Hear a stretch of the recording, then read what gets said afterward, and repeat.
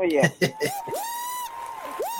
Ladies and gentlemen, stand to your feet and make noise for Gresh.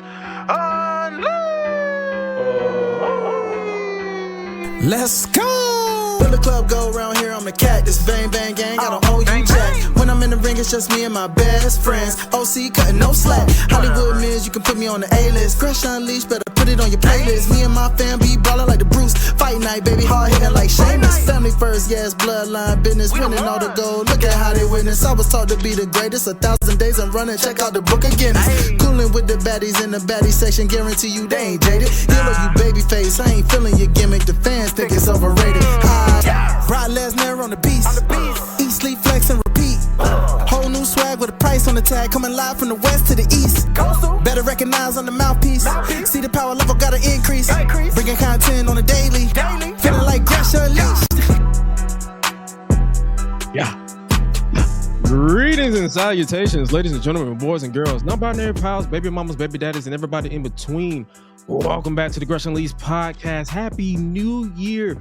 For those of you who are joining us for the very first time, and those of you who are joining us from last year, it is the voice that does the most, the purveyor of mischief, the man who is your favorite uncle and brother in, I guess you could say, spirit, but nevertheless, it is your boy, that voice that does the most, Gresh, and joined by me, with me, as always, is the man himself, the man, the myth, the legend, the voice of the Gresh Unleashed podcast, the Unleashed anthem. Make sure you guys download that right quick. And outside of that, but yo, he is the man, the myth, the legend. He is my main man, my right hand man, my partner in them. This is main man himself, Hi-Lite. Don't forget the real. What's up with your partner? You muted yourself, my boy. You muted yourself. We live, baby. Did I mute myself? Yeah, you did. Going automatic. Let's try that again, ladies and gentlemen. What's going on? It's your boy Hi-Lite, real in the building. We here, live and full effect, baby. Muted and all, unmuted and all. What's up? What's up?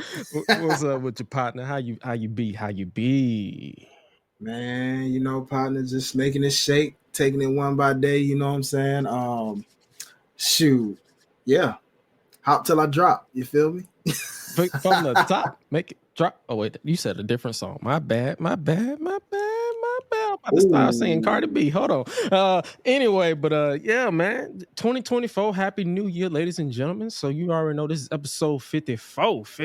Wherever you stream this podcast, we are live every Tuesday night, 10:15 p.m. Eastern Standard Time. We was a little bit on CP time, but you know, we black people. It happens from time to time, but we try our best to be on time for the most part. But yo, 10:15 p.m. Eastern Standard Time every Tuesday night. For those of you who listen to us in audio format, we are here every Wednesday morning. So you guys know that you can, when you're on your commute to wherever you're doing on Wednesday, well, it's freezing outside right about now. So hopefully you guys ain't slipping and sliding while you listen to the voice that does the most and the man of finesse, Mr. Hi-Lite Real. So hopefully you guys are taking care. But hopefully you guys typically join us on Tuesdays because it's a live chat. Like whatever you miss on the pre-show, we always catching up and vibing whatever we got going on through that week.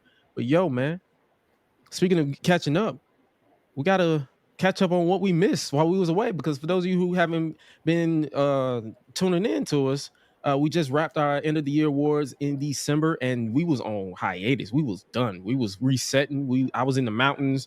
Shout out to Henny and them. So, yo, man, we got a lot to catch up on. I feel like I feel like we missed a lot. A lot. Sheesh. MJF is no longer in AEW kayfabe. Tony Khan pissing people off online as usual. Samoa Joe is the world heavyweight champion. Yeet. Roman Reigns is still undisputed universal champion. What else are we missing? What else? I feel like Jack Perry apparently is in NJPW. He's in New Japan now. Oh yeah. Shout out to they made a thing online where there's like we're jacking off to Jack Perry. I'm like, pause. But nevertheless, yeah, let's tune into the chat. Yo, Golden One. Coltrane said the best podcast is back in the game. Appreciate you over on YouTube. Deshaun, I think Deshaun over on Twitch. What's up? What up, Golden One? Oos, Day One, New Year's Revolution, SmackDown. Oh yeah, we missed a lot. Nick Nemeth formerly known as Dolph Ziggler, is in yes. TNA now. Yo, we missed a lot. But yo, that's what we're here for. But for those of you who don't know what we're really here for, we are here to predict 2024. We are predicting the entire landscape of wrestling or the shows that we watch, because we don't watch everything. Let's be real. We are busy individuals. Like I'm literally, I literally am overdoing it. So at this point in time, I bought it just for this occasion. I got the green edition Red Bull. So once this kicks in, y'all already heard that crack open. He got the water bottle. It's all good. But once this kicks in, who knows what I'm gonna get into? That's a good stuff. Sure. Well, we live, baby. We don't want to slurp in y'all ears though, because I hate that shit too. So let's do that. So yo, we're gonna definitely chat to the chat. So if you guys in the chat who are tuning in to us live, you guys want to predict something that we talk about, make sure you do that, and we will definitely. So I guess you could say reserve a section of today's podcast for you guys to give your predictions. But before we do that, shout out to the Patreon as always. Patreon.com/GreshDigital. You guys are pretty much helping the channels plural. This channel and the Gresh on YouTube channel stay intact. So we appreciate you guys for partnering with the hard-earned money, because you don't have to do that. But you guys who like to support the boy and the crew that I am building here under Gresh Films, Gresh Digital Media. So we appreciate you guys. Some quick Gresh on YouTube news before we get into today's show. Hopefully you guys enjoyed the TNA month that I had over on the main channel. The retrospectives will be a mainstay on the channel, but as we're in quarter one of 2024, here's a test upload schedule that I want to run by you guys that we're going to test throughout January, February, and March of 2024. With the return of the Gresh Unleashed podcast, as you are tuned in right now, we will be live every Tuesday at 10:15 p.m. Eastern Standard Time, unless stated otherwise, with a Wednesday morning upload for our friends over in the audio land, along with the talking-ish interviews. They will be back as well. I'm waiting on a couple of people to hit me back and confirm. I believe right now I have one guest signed on. We will be recording next week, and that will be out to you guys as soon as possible. Once those are finalized, I will be likely pushing those out every single Friday that they are ready to go. The retrospectives will be bi-weekly.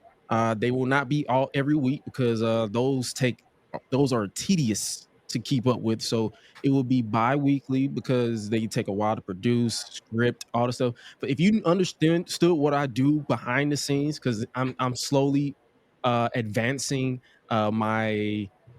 my brand as far as like who I hire, who I bring on, is going to be it's a little tedious. So the retrospectives will be bi-weekly every Thursday on youtube.com/@gresh. And then the gaming videos, since that is pretty much my mainstay, how I got into the game, those don't take as long to produce. So they will be uploaded every Saturday, with the occasional reels and shorts being uploaded in between to keep the content flowing, aka making sure the theme song that you can scan on that QR code to my top left, that you is making sure that we keep that theme song intact with bringing content on the daily. So we got you covered. And also clips of this podcast will be uploaded onto our YouTube channel, so you guys can definitely check that out and subscribe over there. I believe we're at 67 subscribers over on YouTube. So let's try to get 300.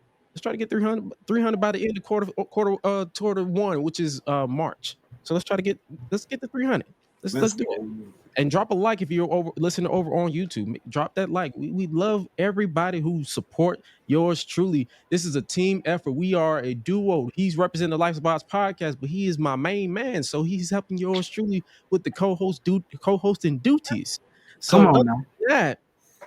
Yeah, we done with all the announcements, the festivities and all this stuff. Did you watch football this week? These past I did, and I regret it. I regret it horribly. Those games sucked. Should we even do a football roundup? Because I ain't gonna lie to you, it ain't gonna take me 120 seconds to say what I gotta say. By all means, brother, the people want it. We got to give the people. We gotta give them our thoughts. Okay. I hear you. Okay, so we might as well go ahead and load it up because we got some thoughts on the football that we. You said slurping up, Ken. What did I say? Did I say something? Ken. Happy New Year, Ken. First Ken of 2024. There it is. Yo, man, we got football to talk about, so let's go ahead and load this up. All right, man. So,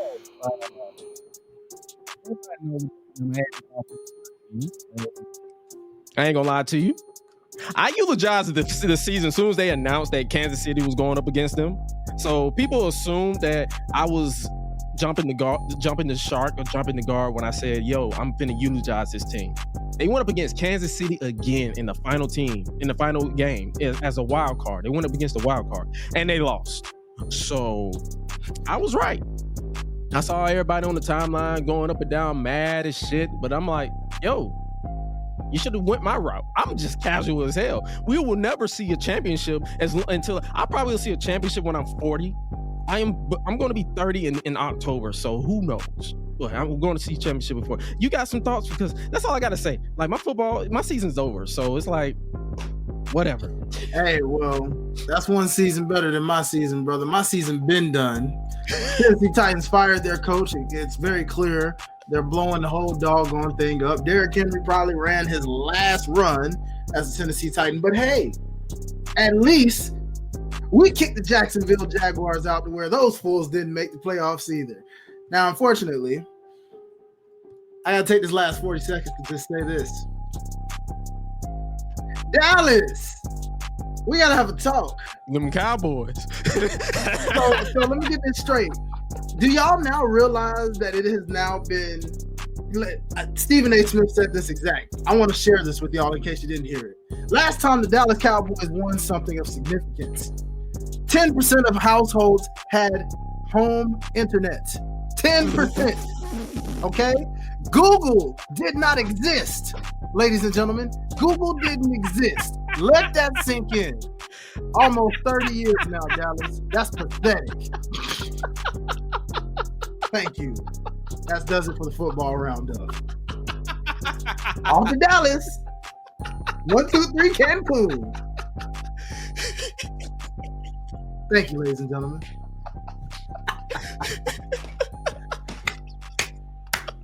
Them Cowboys, dog. I have this feeling that we are in this abusive relationship with football. Ooh. Like, I understand this is a wrestling podcast, but they don't understand that we are in an abusive relationship with football. I just started taking it serious this past year. Mm-hmm. This is abuse. Oh, yeah. To the we third are victims. But I'm gonna watch it again next season because it's football. Like it is what it is. Sad. Just sad. Ah, well. Coltrane said, how about them Cowboys? How about them boys? LOL, Dallas has not been relevant all my life. Yikes. Hey, man. Yikes. I'll tell you, college football, literally, Georgia, go Dogs. They literally had a banger of a season this season. I can't wait till they go again next season. And it's funny how Georgia is my team. And did I take a class there? I think I took a class there, but I never graduated. I graduated from another college. But it's just like, it's like, damn, they've been cooking. So it was a bag. It wasn't even a bag. It was just a twist of fate. And yeah, they didn't go all the way this year. So Georgia got robbed. No, point blank period. Yeah, so there should be a rule. Okay, I don't usually keep up with too much college football, but I will say this about this playoff thing before we move on.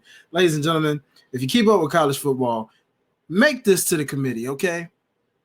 If you are the reigning defending champion, I don't care what other teams have, whatever records. You are automatically in that playoff. Oh yeah, what was that that? defeats the purpose of defending champion if you literally miss the playoff off one loss. Just saying. What was it? Florida that got robbed? Florida got robbed, but then Georgia beat them senseless in a bowl game. But see, Georgia takes one loss to Alabama, who lost in that playoff, by the way. Oh yeah. And what do you know? Georgia gets the short end of the stick, but they're defending champs. Makes no sense. Hopefully, with next year, they're gonna. I believe they're gonna expand the playoff bracket next year, this coming year. So it's going to be bigger than what it is now.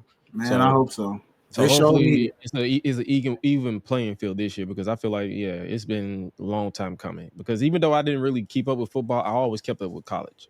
Like, I didn't really start taking NFL like serious until this year. Like before, no, I take that back. I stopped taking NFL serious when the Falcons lost the Super Bowl. And speaking of the Falcons, didn't they just fire their head coach? They did, but and you know what's funny? They didn't even wait until the end of the day. They fired him at midnight. They said, "Yo, you're done. You're done." None. But that's why he was yelling. I believe he was yelling against the Saints. Head coach on that last game that he coached. Oh yeah, because he knew he was out. He knew he was out. He knew he was done. He was done. He was done. But you know what's real sad, since you just brought that up though? I told my lady this the other day. It's sad that even Atlanta got to a Super Bowl before Dallas got to one.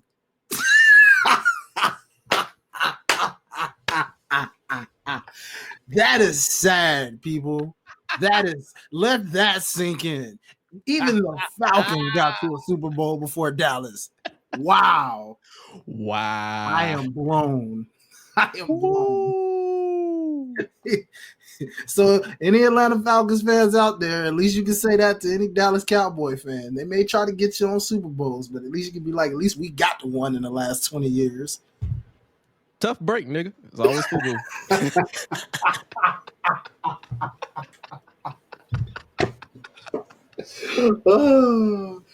Now I got no comeback for you if they bring up how you lost it, but still, at least you got the one. That's all I can say. Hey man, football is fun to talk shit about. Like, we not like this whole tribalism BS. Like, we just here for a good time, and we here for a good time, but not a long time. So it's like, if you're not here to laugh, love, the door is that way. Get out. So it's like, that's all I gotta say about that. So. But yeah, man.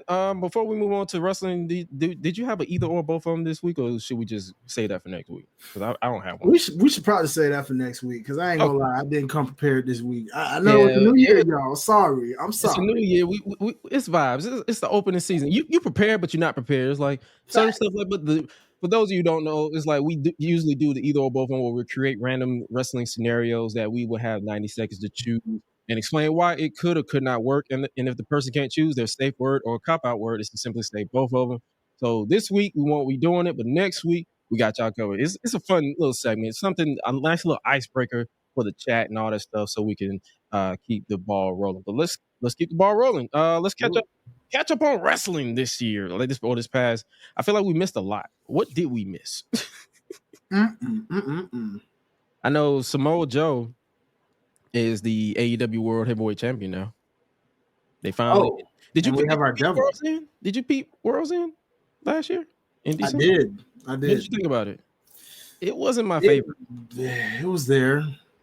You know, I mean, it was cool with the outcome of Samoa Joe winning a championship. Right. I'm always for that. I'm trying to think of what else really got me that night. Adam Cole is the devil. Yes, he's the devil. I guess everybody pretty much expected that. Ladies and gentlemen, spoiler alert, it was not Jungle Boy. We'll get some more on that one later. Yeah, we'll get some more on that one in a little bit, but yeah. Yeah, but nah, man, I thought it was an okay pay-per-view. Nothing too crazy. I mean, just for something, if you wanted to watch something at New Year's Eve, there you go. Yeah, and shout out to VPN. I had to pay the $50, so there's that. Get you a VPN, ladies and gentlemen. You get a discount. That's all I will say. You still supporting the company, but you're not paying. If you feel like I only use I pay the $50 if it's like a stat card that I'm like, yo, this is it's worth the full price. But if it's not worth the full price, I'm still paying for it. But it's like, as far as they're concerned, I'm in Canada. And my ass is sitting right here in Georgia. That's fair. That's fair. I rock that. But outside of that, did you peep? What else? What else happened? Because I'm not gonna lie to you. When it was Christmas, I was with family. I was with my brother. Shout out Henny and Dragon, my two brothers. So if you see someone with my face, it's not me. It's him. It's Henny. Like literally, it's a duplicate. It's two of the same person. like I ain't even gonna hold y'all. Like literally, this is what I was up to when I was like in Curtin. Like, bro, me and him, we be clashing back and forth, but it's like, because the nickname I have for him, for y'all, as far as y'all could call him, is Henny. I call him Megamind. The reason why I call him Megamind because he knows so much. He knows so much shit, but at the same time, he got a mouth on him. Whereas, like, I want to grapple him to the floor, but I know he served in Afghanistan, or I believe he served overseas, and he will whoop my ass. So I just hug him and call it a day. It's a brother thing. So if you don't have a sibling or a brother, or I believe you said you have a sibling, older sibling, for sure. Yeah. It's like if you don't have that relationship with your sibling, you don't understand it. But yeah, but he wants to, because I'm gonna be out of town next week, but the show will still go on because the beauty of us being online, I could do it. I could be in Mexico and still do the show if they got good ass internet. But he actually wants to go to a wrestling event with me. So if all the stars align, we might be hitting up the Rumble. So we shall see. We shall see. Because he's actually he's over the bridge in St. Petersburg. So outside of that, and your boy might come back tatted up too, because he wants to go get some tattoos. So there's a lot of shit that's about to happen. Your boy is going through a change now. He's going through a metamorphosis, if you will. I got this burn on my head because I washed my face too hard. It's a lot of shit that we missed. Yeah. Outside of that, did you peep Hard to Kill? Of course, man. I gotta watch TNA come back, man. Oh, so we might as well go ahead and talk about it. What you think about the show? Man, I thought it was a strong, solid way to be TNA. I'm looking forward to seeing where they take this going forward. I like my boy Moose having that reign again, only this time with a faction by the name of the System. Now, I'm not a fan of that. What threw me off at first, and I had to make sure I wasn't tripping, because we just got done with football talk, and I was like, Negro, is that D'Angelo Williams? And I'm like, yeah, D'Angelo Williams. Yeah. And I forgot my boy was such a wrestling fan, and he has a lot of ties to TNA. He has some matches in TNA. I'm about to say, wasn't he there briefly? Like when it was GFW? Well, not to confuse to any that think about Pac-Man and the time he was there and couldn't really wrestle. No, I'm talking about like 2016, 2017. Was it? Yeah, he wrestled some matches, if I'm not mistaken. He had a nice little mini feud with I can't remember. Was it Bobby Lashley? It might have been. It was Moose versus Bobby Lashley, and D'Angelo Williams was in. I believe it's like I wasn't watching TNA, but I kept up with it. Yeah, because it was wrestling. Like I keep up with everything. It's a bit of a blur, and I'll have to go back and look back at that. But I knew when I saw him, I was like, it's been a while since I saw my boy D'Angelo. That's why I was like, yo, is that? I couldn't get a good look at him at first, and I was just like, no. But yeah, I saw it online. They was like, yeah, that's D'Angelo. So he's gonna pretty much he's gonna be the mouthpiece or something. Is he gonna be involved in wrestling? Is he retired? He's been retired, long retired from the NFL. And shout out to my, anybody from Memphis listening. We snowed in back home, what I'm saying, full of snow. But he's doing a lot of things for the community. He was a Memphis running back for Memphis, University of Memphis. And of course, transitioned to the NFL to be with the Carolina Panthers. And then kind of right when he was in like the last few years of the Panthers is when he started venturing into the pro wrestling realm. And you know, he does other side community projects. He's big on the community. So the thing about it is, it looks like now, I guess with TNA being branded as TNA, he has ties to that, you know, because they were TNA still back in those days. So I guess Moose was like, hey, man, let's bring you on. I don't know how full-time or part-time he is, but we're probably going to see him a little bit more often. I'm looking forward to it, though. Outside of that, what did you think about the show overall? I thought it was great, man. I love Giselle Shaw being your, what should I say? Is she the number one contender? Yeah, to call her shot anytime she wants to be, dare I say, women's champ.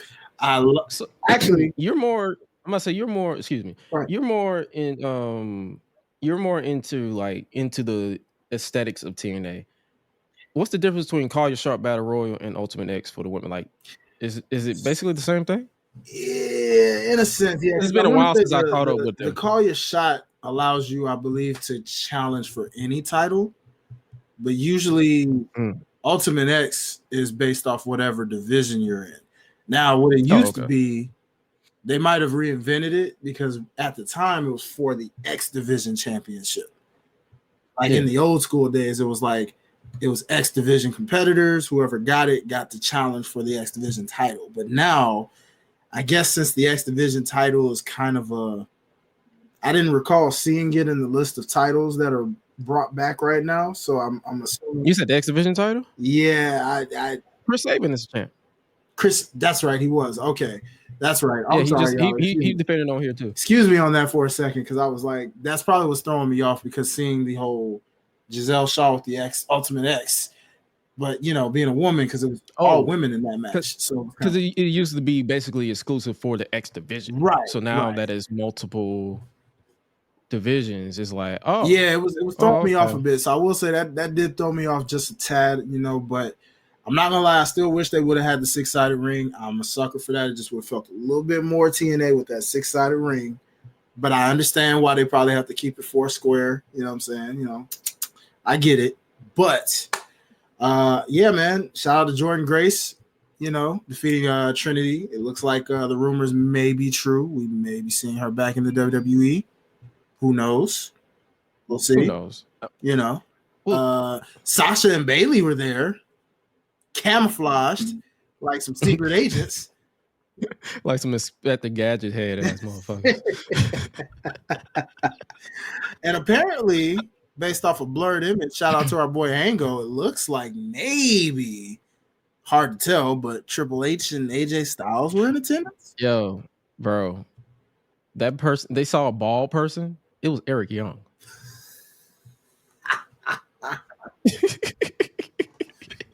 Oh man, it was fucking Eric Young, bro. Because it's like when I looked at the blur image and then when I saw the opening package, I'm like, bro, that's just Eric Young. Same bald head, short, like he had a bald head with a beard. So I'm like, this is Eric Young. So people saw a blurred image of Eric Young and maybe somebody with long hair.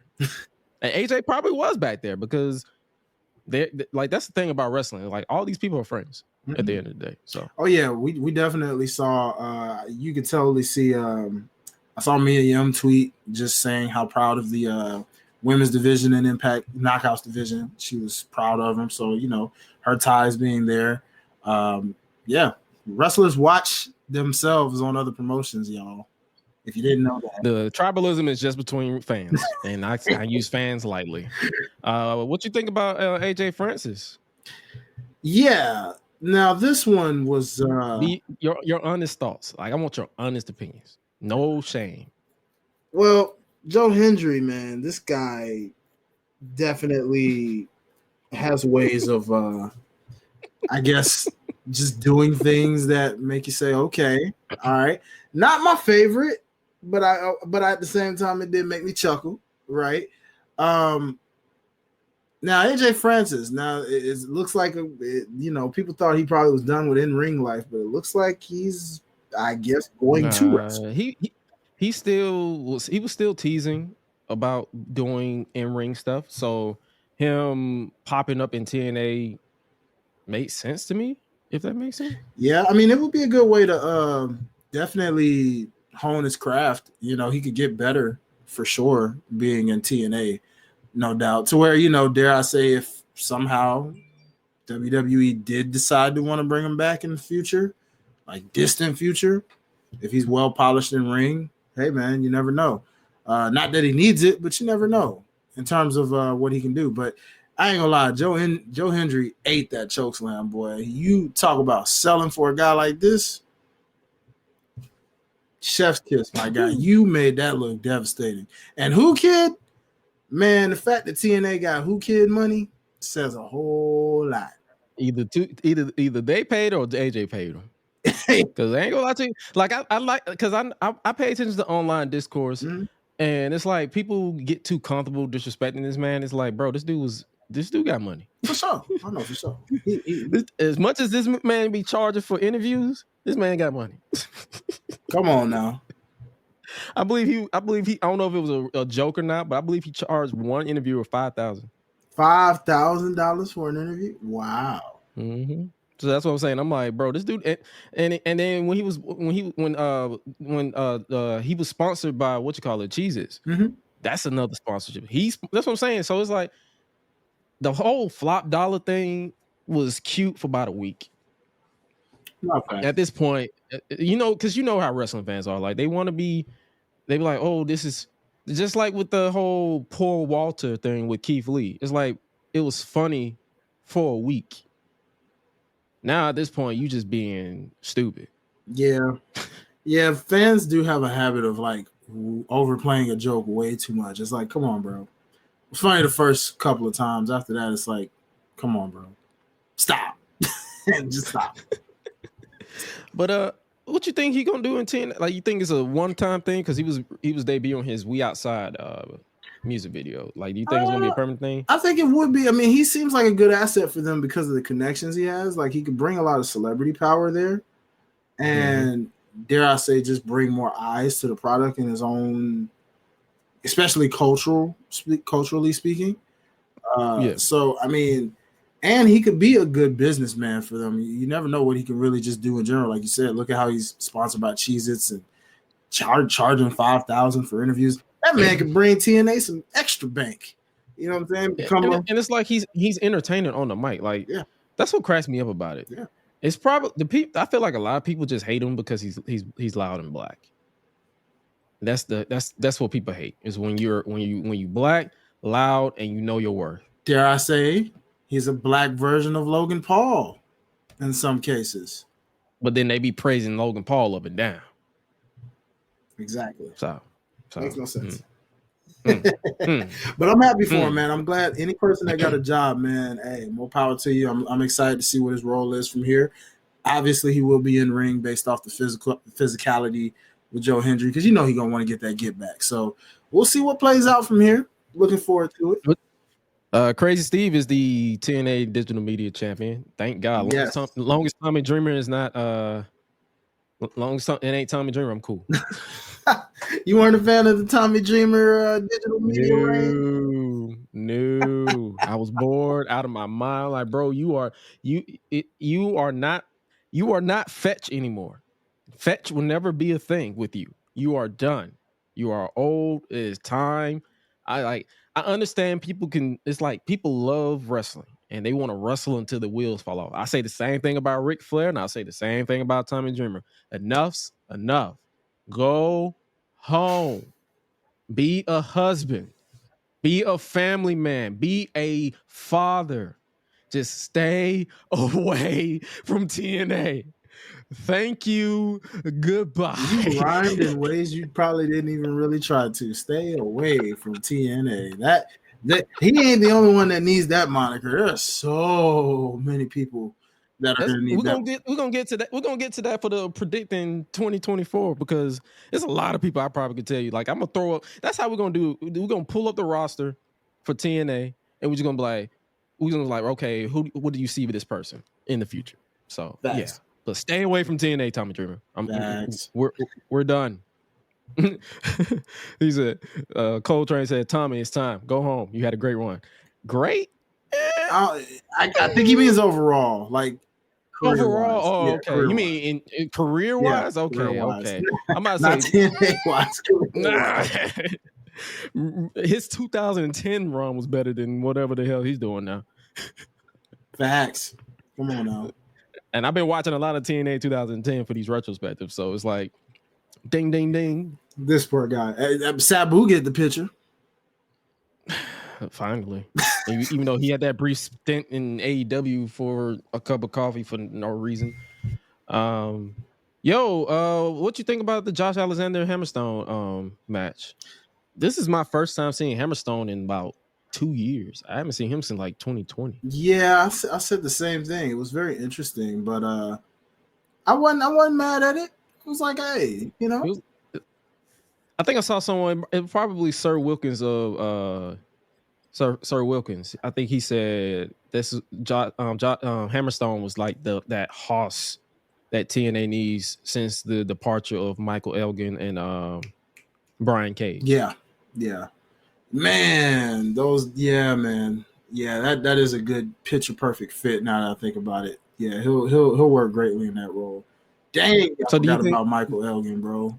We all did, bro. Last time I heard about him, he was still in powder in Canada or Japan, one of them places. Jeez. His fall from grace was swift. Oh yeah, him and Joey Ryan.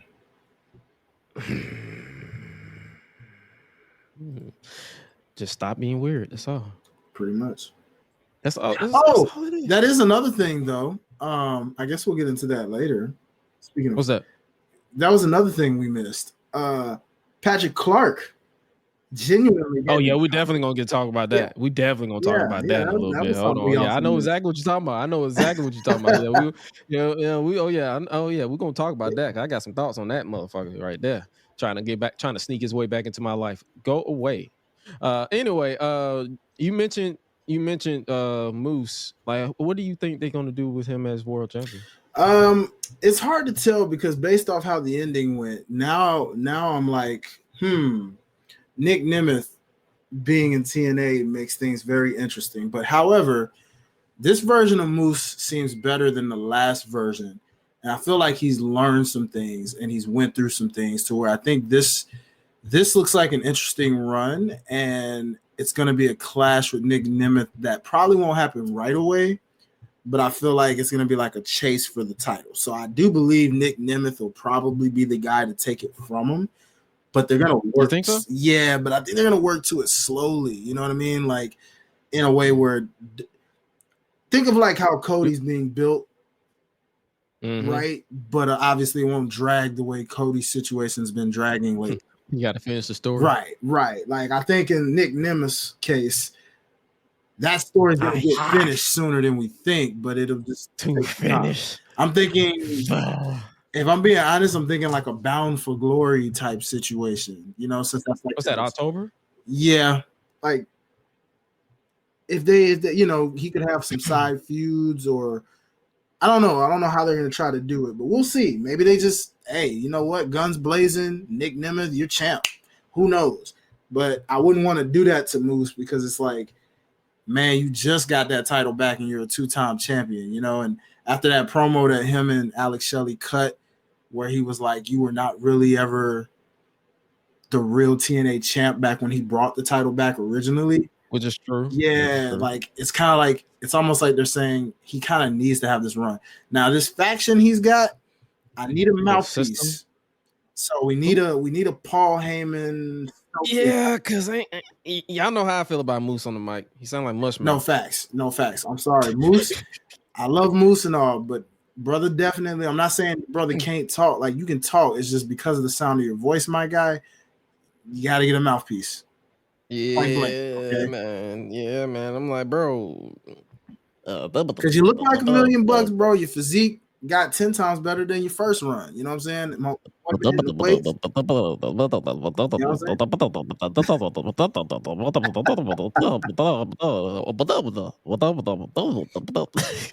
boy, I don't know what mouthpiece is available out there, but we need to find something. Can D Williams talk? His voice is a little funny too, but yes, he can talk. Probably. Jesus Christ. I mean, he can talk better. I'd say he can talk better than Moose, but I wouldn't use him as a mouthpiece. Like, Because I ain't gonna lie to you. It's like it's like from my perspective, I'm not picking on anybody's voice. Moose sound like Mushmouth. Alicia Edwards, her voice, her accent is not doing her any favors. Yeah. For me. Yeah. Eddie, he's pretty much in the same boat with Moose. Like his lisp is whooping his ass. And D Williams is like, I've never heard him talk. So it's like they need a mouthpiece. I mean, real bad. Yeah. Or just don't talk and just fight. Well, I mean, Brian Myers can cut a promo. Yeah, no, he's pretty good with promo cutting. So he could be the mouthpiece. Retrospectively, if they wanted him to be that mouthpiece of the group, he could do that. But I just thought about that. I would love for it to just be a guy that's like, or girl that's like non-wrestler, just straight mouthpiece. Kind of like your Stokely Hathaways and the Paul Heyman's. Pretty much like somebody that is here to talk, set things up, handle the contracts, and bada boom, bada bing. Oh yeah, for sure. But yeah, Nick Nemeth. I was struggling with his name for a long time. Trust but me, it's pretty straightforward. This is where I'm like, same thing. Nick Nemeth, Adam Copeland. Look, guys, I need y'all to work on some names because using your real names in pro wrestling, okay? But then again, Dolph Ziggler wasn't that bad. Wasn't no better. That shit was ass too. Might have been, but we were so used to it. At least we made ways to call it short, like Ziggs or Ziggler, whatever. I mean, there's been way worse WWE names than Dolph Ziggler, so I won't even knock that. But but like you said, at least he sheds it. What I really like is the energy we got from not only just these crowd shots, but the way the crowd was, the energy. It gave me a new TNA feel. Like I felt like, yes, TNA is for real back because of how that was executed. And for him to just show that passion in the crowd, to make him a big deal like that off rip, man, I can't wait to see what they do with this man. And I can't wait to see the bangers that he going to put on with people. You know what I mean? And I believe he have a match on. They booked a couple of matches. They did the Snake Eyes show on Sunday, and then they got a couple more. They got another show, I believe, this weekend. Yeah. So that's I like that concept of them just booking. Just like nothing's changed. The only thing that upgraded was like, how they said they're gonna have a upgrade in the production. Did you notice anything different? A tad, but there's still some things that can be worked on for sure. I feel like they'll get better as weeks go along. What's good? I feel like they'll get better as the weeks go along. Sometimes it's just like the very first thing you see. But for sure, like you would know that better than I would as like the productionalist. So I'm sure. Yeah, I noticed a little bit things. Like I noticed they had a few hiccups, so I kind of gave them a grace period as far as like getting used to the new equipment and stuff like that. Like it was certain things I'm like, yeah, this is where they mess up, this, that, and third. Like this ain't like people who think I'm an inexperienced production specialist. I think again, I literally just finished wrapping up with BET this past weekend. I was did one of their soirees. I was pretty much overseeing a lot of stuff over there. So it's like I have experience in that. So I'm not here to just say nitpick, but it's like I notice little things like that.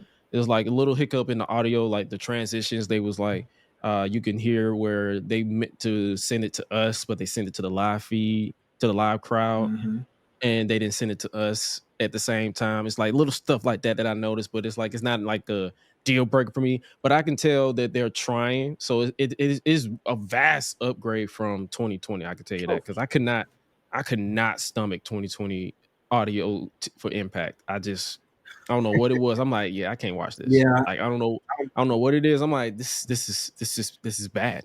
Like, I think I watched 2020 Slammiversary and their audio was so bad to me. And I was like, yeah, I can't watch this. Yeah. So fortunately, they're making the steps in the right direction. So, hey, we'll see what they do with that. For sure. I feel like did we miss anything else? Dana Brooke is in TNA now. Ash by is it Ash by Elegance? Sorry, Elegance. Yes. And the thing that gets me about that, by the way, I've already kind of made a video about it, but I'm just gonna go ahead and say it to you, Marks, yet again. All right, Marks.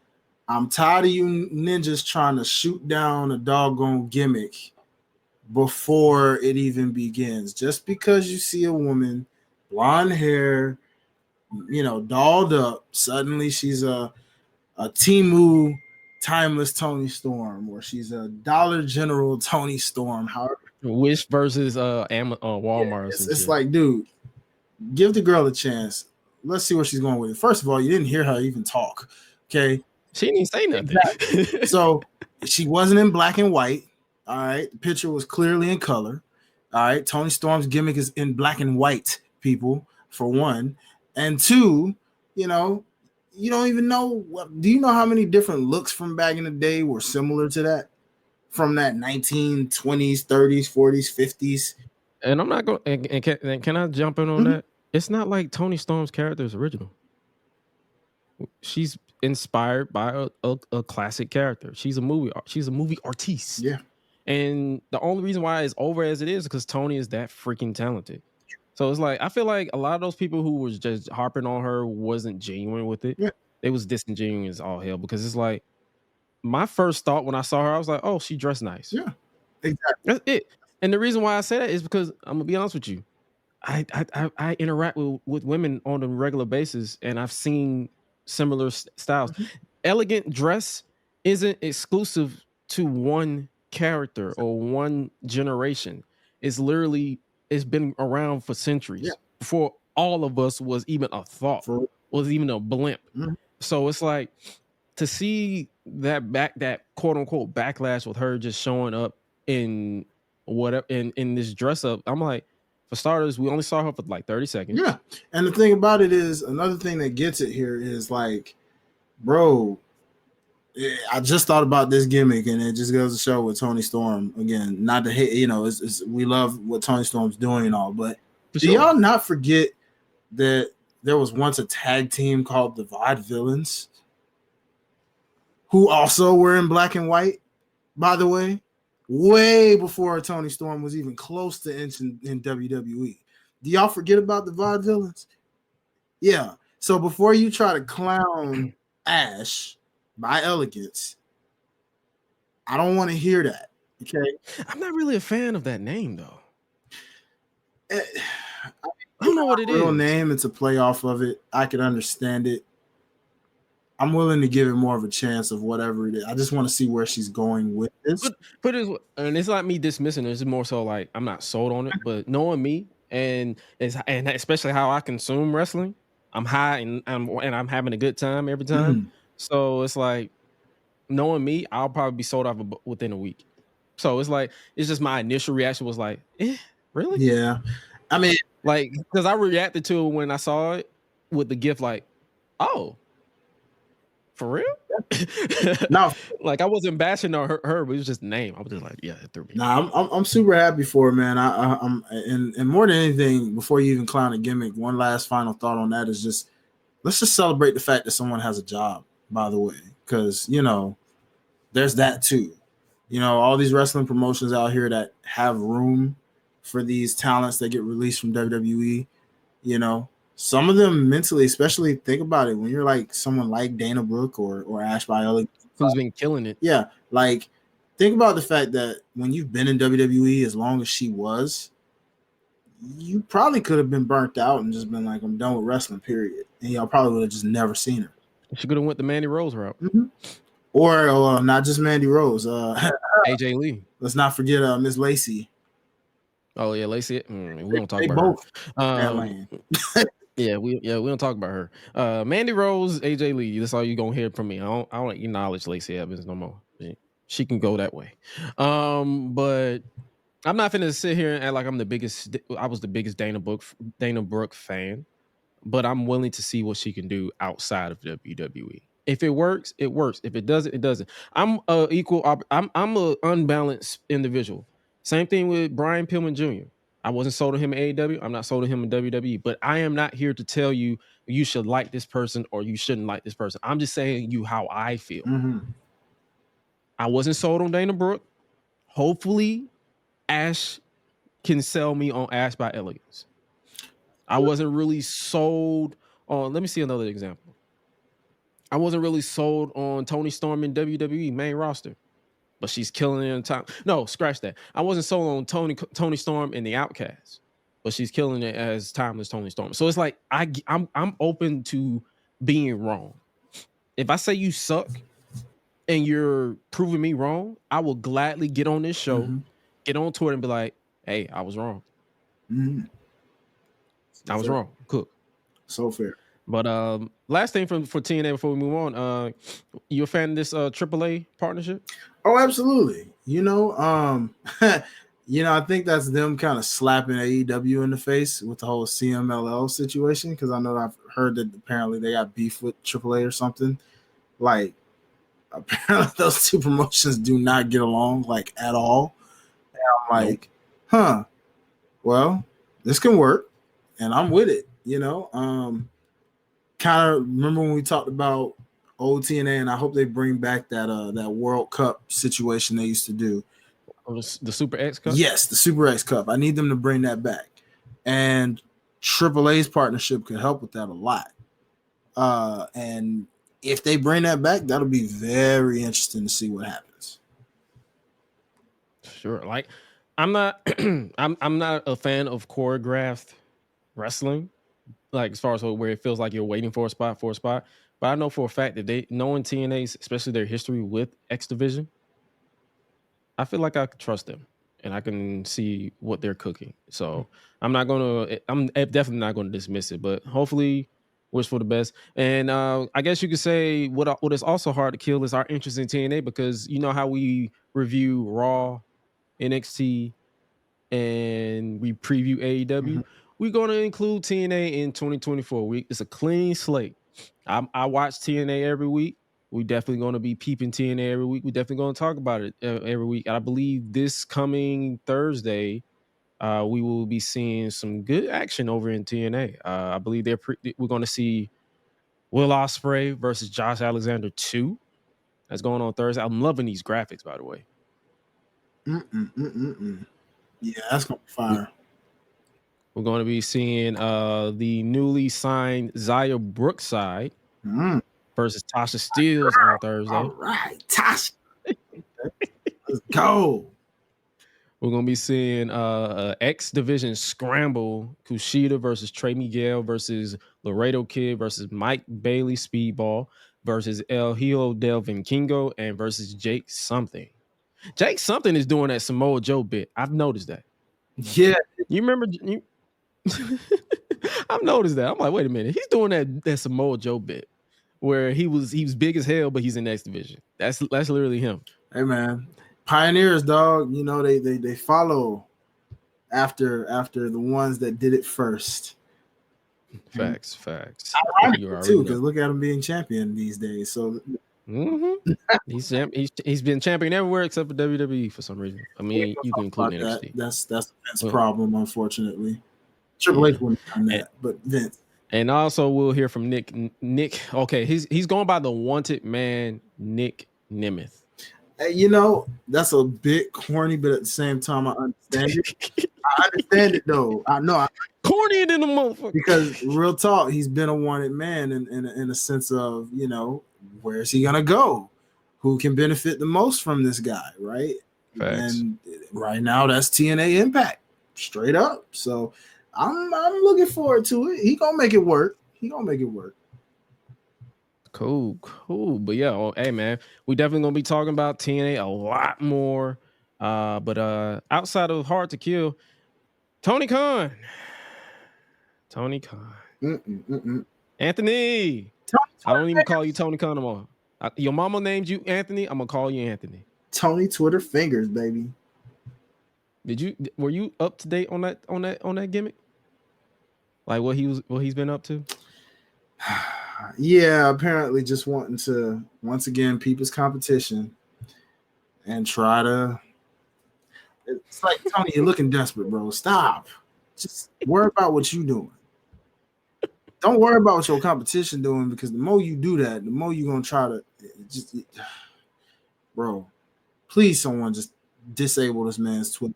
Listen, I said it on Twitter, and I've said it to friends. Tony wasn't wrong with what he said about Jinder Mahal, but it's just like, bro, you're letting the trolls get to you. It's New Year, same shit with you. Mm-hmm. You gotta stop, man. Real shit. Like, bro, you gotta stop. Like, I tell people this all the time. I understand you're a booker. You have to have your notifications on because you never know who's gonna at you. But it's like, bro, you're gonna have to get to that point where you're gonna have to literally be like, you know what? The worst thing trolls hate is when you're laughing and you're having a good time. If they're trolling you about WWE, MLW, TNA, or whatever, all you gotta do is say, haha, that's funny. Let's talk about how this is happening. Like, put people over. Don't bury people in the process, or don't show that you're that type of fan. You're chronically online, and that is not healthy. Yeah. And what is it with this guy always wanting to be in Twitter headlines when it's literally going from the end of a new year into a new year? Oh yeah, didn't he do that thing with Big Swole? Yeah, he did. I'm like, bro, you ain't learned your lesson from that. That darn near got you canceled, bro. Darn near. You was this close. Like this close to the whole culture just being like, nah, F Tony, FAW in general. You was this close. He literally went online and said, you can't wrestle. And it's like, bro, what? Mm-hmm. It's like, man, just stop, bro. Like, stop. It's just, bro, disable. He literally made Jinder Mahal the most over person online by accident because he didn't shut the fuck up. Who would have thought? And the man went and had a killer match in the process. How about that? You enjoyed the match? I thought it was pretty cool. It was. Hey, man. We'll talk about it. We'll talk about it. Low key, give it to him. Like, bro, wait a minute. I feel like it probably was the 3 hour fatigue.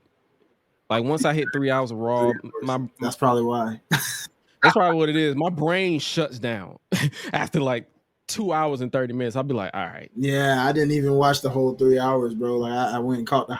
That's probably why I didn't enjoy it as much, because I was physically drained. 3 hours is a long show through the week. It is. So, I'm pretty sure once that deal runs out, Triple H is gonna find a way to get it. Please. He's waiting on that deal to run out. You know, once Raw gets sold, then he gonna, you know what he gonna do. Y'all not realizing. Ken Lewis says, y'all not realizing that he's one of these stereotypical wrestling fans just with billions of dollars. Oh, we know. Yeah, we know. And the message remains the same. Get the fuck off Twitter. Mm-hmm. Like, the message remains. Just get off Twitter. He's not understanding that one day, and let this be a prophecy, I swear, if this actually happens within 2024, this man's gonna mess around, tweet the wrong thing one day that is going to end him and his company. Based off what I heard with this rant, he already done upset some of his folks in the locker room. Some of his own talents, because he don't realize that the people he keep burying are friends with the people in your company. Mm-hmm. That's what we're saying. It's like, we're not saying don't be passionate about your company. Mm-hmm. We're saying ignore the trolls, bruh. You don't have to clap back at every, like, the storm that started this was USA Network replying to Raj Giri on Twitter, talking about, because he was talking about Jinder Mahal and Seth Rollins had history with NXT title. And they was like, so what was that cage match rating? Because Tony Khan has gone on record saying he reads the cage match ratings. Mm-hmm. So whoever the intern was, props to them, never changed because that shit was funny. Mm-hmm. They basically said, what's the cage match rating? And I'm pretty sure he got tagged and he just went off. And he told the truth. Like, Jinder Mahal is a loser. Like let's just keep it a stack. He has not won a match in since 20 since he won the title. Yeah. Since before he lost the title, to my knowledge. Like I feel like he has not won a match since after he lost the WWE title in 2018. They just bumped him down the card. I feel like he has won some matches, but they probably just either weren't televised or weren't ones we cared. I'm talking about like on TV. No, I think in that span, that's a long time ago. I think he's won some matches, but it's just been, again, something we just blanked out and didn't care about. Yeah, and I think that's what I'm saying. He's not wrong. He's not wrong in that rant. It's just like, bro, you got to understand. You got to turn your fandom off when you're online and just remember you're a boss. You're beneath us. You're above us. I'm not even gonna say beneath us. You're above us. You run a company. You're on TV. You're showing people that you are vulnerable to trolls. Well, I'm not saying get offline as far as like never tweet again, but it's like just get the fuck offline when it comes to trolls. Like if they're gonna bother you that much, put the phone down. I have people come at me all the time for my opinion. Like people. Wrestling Twitter forgets that I am a fucking fan. Every time I give my thoughts, they assume that I'm supposed to bend to their will. So what I do instead of that, I either block you if I don't feel like arguing with you. If you just give me that vibe that you're finna argue with me, I'm going to block you and never think about you again.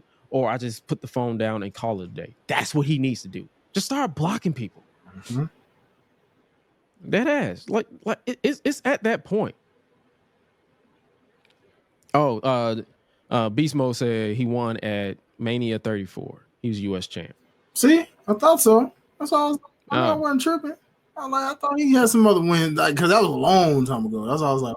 Nigga, I don't remember that shit. Good look, bro. Because I was like, nah, Jinder ain't lost that long. That's some Kurt Hawkins level losing. But yeah, man. Nah, that's still, bro. Like, any last thoughts on that before we get about? Because I don't even mean to yell and tell people what to do, but it's just like, dog, it's the same old. It's the New Year's same shit. There's always some shit. And the sad thing is, it wasn't even New Year's Eve this time. It was literally in the new year. So I'm like, bro, it's 2024. Yeah. Why are we still doing this? I don't know, man. But it's like, bro, you got so many other bigger fish to fry, like your women's division still, which is getting better, by the way. But, you still need to build stories. Okay? Still need to build stories around your actual matches. You know what I'm saying? Like, there are, don't just throw matches there, right? You know what I'm saying? But like some of these feuds, man, like stop throwing together side stuff. So like, bro, it's a new year. Learn to say, okay, in this year, the goal is to still put on a good professional wrestling product in a sports sense, but we're still gonna make some things make sense. Right. That's all you gotta do, bro. I said we want to see you win. All right. Like I'm not finna tell another grown man what to do, but just like, bro, enough's enough at this point. Because this is the last thing I'm gonna say. Like, if I see him go on another rant, I ain't even gonna comment. I'm just gonna be like, all right, nigga. Once I hit you with that, it's a wrap. Because I'm just not finna give you my energy. And I don't blame you, brother. I don't. Because it's childish at this point. But switching over to WWE, Cora Jade is out of action with an injury. She just got back, but she's unfortunately out with an ACL. What the hell's going on, man? Somebody needs to investigate this doggone performance center, man. I'm not gonna hold you. I feel like it's not just the performance center. I feel like it's women's sports in general. Because there's a lot of women's athletes that are going down with leg injuries. Like I feel like it's something. I think I saw someone on Twitter. It's been ACLs. That's what I'm saying. ACLs. It's like it's something going on to where it's like I feel like the work at the routines aren't really equipped for women. Yeah, it's weird, man. It's something it's because it's not just wrestling. It's like I've seen it happen in like other places too. So it's like, what is going on with the training regimen, or like is it something that they need to eventually learn to like alter? I'm not trying to say women are lesser than men. for those people who are into that type of stuff. I'm just saying, like, you have to study the body and be like, I can take this, I can't take this, I can take this, I can't take this. So it's like it's some stuff that I feel like we don't know yet. Yeah, man, I don't get it either, bro. Because it's just like you said, it doesn't make sense how that's just happening constantly, right? Like it's like every time we lose a woman, we get a woman back, or we get a woman back and we lose a woman from the same injury.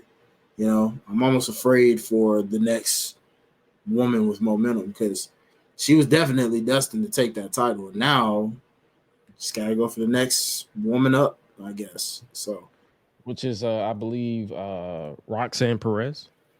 If you, for those of you who don't watch NXT, so they just pretty much put one best friend out for the other, basically. yeah, if they want to go that route, because you know, it ain't the training. Ken Lewis said he's like, it's not the training, it's they probably need to change the style of. That's what I'm saying. It could be that, but it's also you got to understand. It's like it's not just wrestling.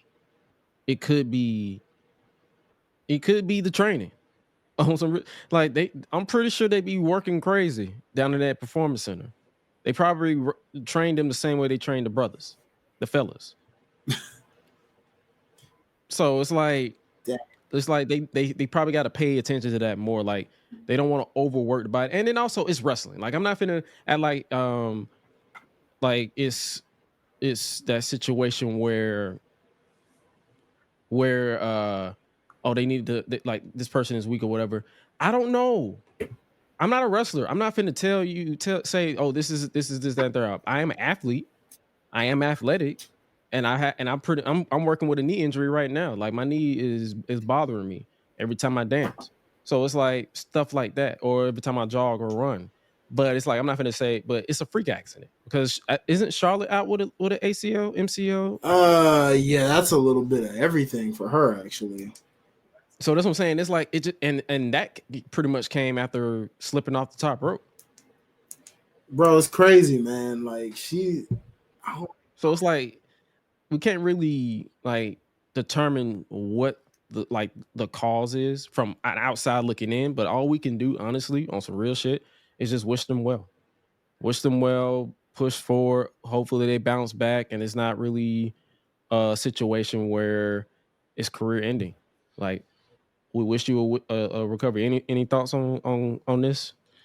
Any more thoughts? No, man. Just get well soon. Hopefully, maybe if she's motivated enough. But at the same time, I know that's tricky. But maybe she's young, so maybe she can pull one of those comeback, fast. What do you think with that? You think they're gonna like since this situation? You think since she'll be likely be back in 2025, 2026, the latest? You think they're gonna pretty much flip the switch and turn this into like a Tommaso Ciampa situation? Remember when he went down with an injury and he was a heel, but they brought him back as a babyface? Yeah, because that whole Mean Girl thing, if you think about it, think about Seth Rollins when he remember when he kept getting hurt, like after the first injury, it then happened again, and it was like, and it's like they tried to make him heel coming back. Oh, and it did not work. And it was like, nah, because they weren't going to boo a man that went through all of that. Right. You know what I'm saying? So more than likely in her case, I wouldn't be surprised. At this point, she'll probably be a baby face. I mean, hell, she's already over with most guys because of her looks anyway. So I need some of y'all to turn that off. Like, bro, I understand the woman is beautiful, she's sexy, but some of y'all be going a little bit too far. Like, real too far. Like, people see me joking about Kelly Kelly. Love that woman. But they see me join me on that train, but I've been on. They see me joke about it, but I know how to turn that shit off to where I can respect the wrestling. I need y'all to do that with Corey. Not for real, on some real shit. Trying to creep these ladies out, bro. Like, they appreciate the love, but come on now, don't be creepy and weird with it, bro. Come on. Ken Lewis said that the girl coming right back at deadline like she did last year. They were like, "Yep, let's do this again. Let's try this one more time." She's just gonna attack whoever's champ again and be like, "I'm back, snitches." Snitches would it be? But yo, last thing we'll say on that is, just wish her well. she's a fighter. This is a tough break. And that's all we can say about that. Yeah. Did you peep NXT this week? I did. What you think about the show overall? Like I didn't really catch too much of it because I was pretty much prepping for the show. Oh, let's talk about it. Oba Femi, our boy Oba. He's the North American champion. Okay, let's talk about this guy because number one, I'm happy that a brother won this breakout tournament.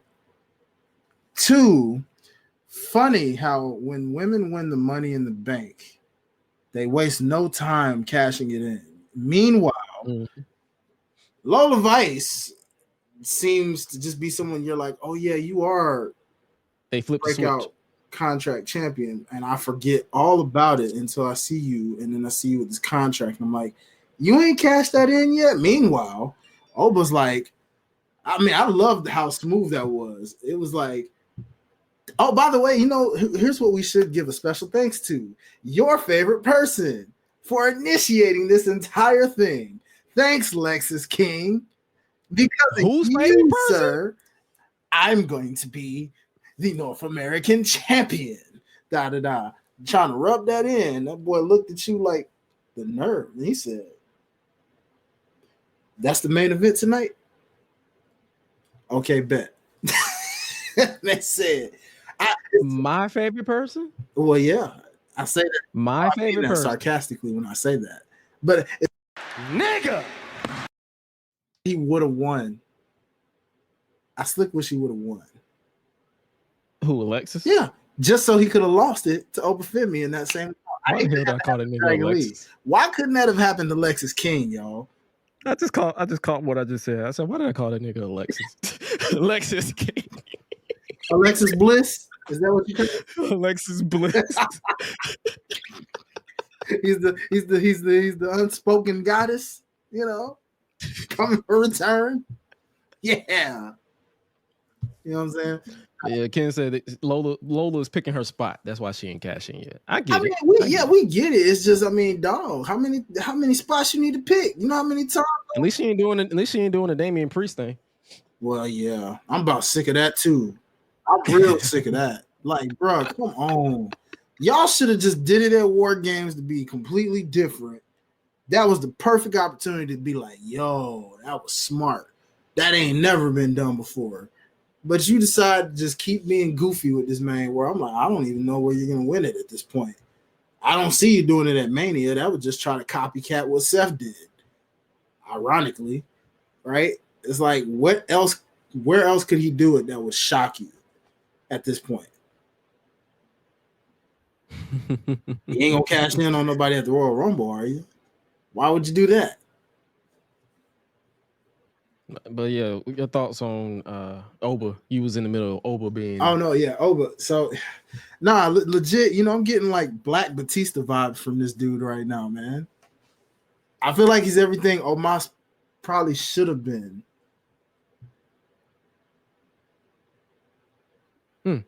If you think about it, he can talk like Omos can, but he seems to be, I guess, more over. I guess, and I don't know. I can't explain it. Something about him. I have to see him in a full featured match or something. I don't know, but because that match with what was it, Dragon Lee? Yeah.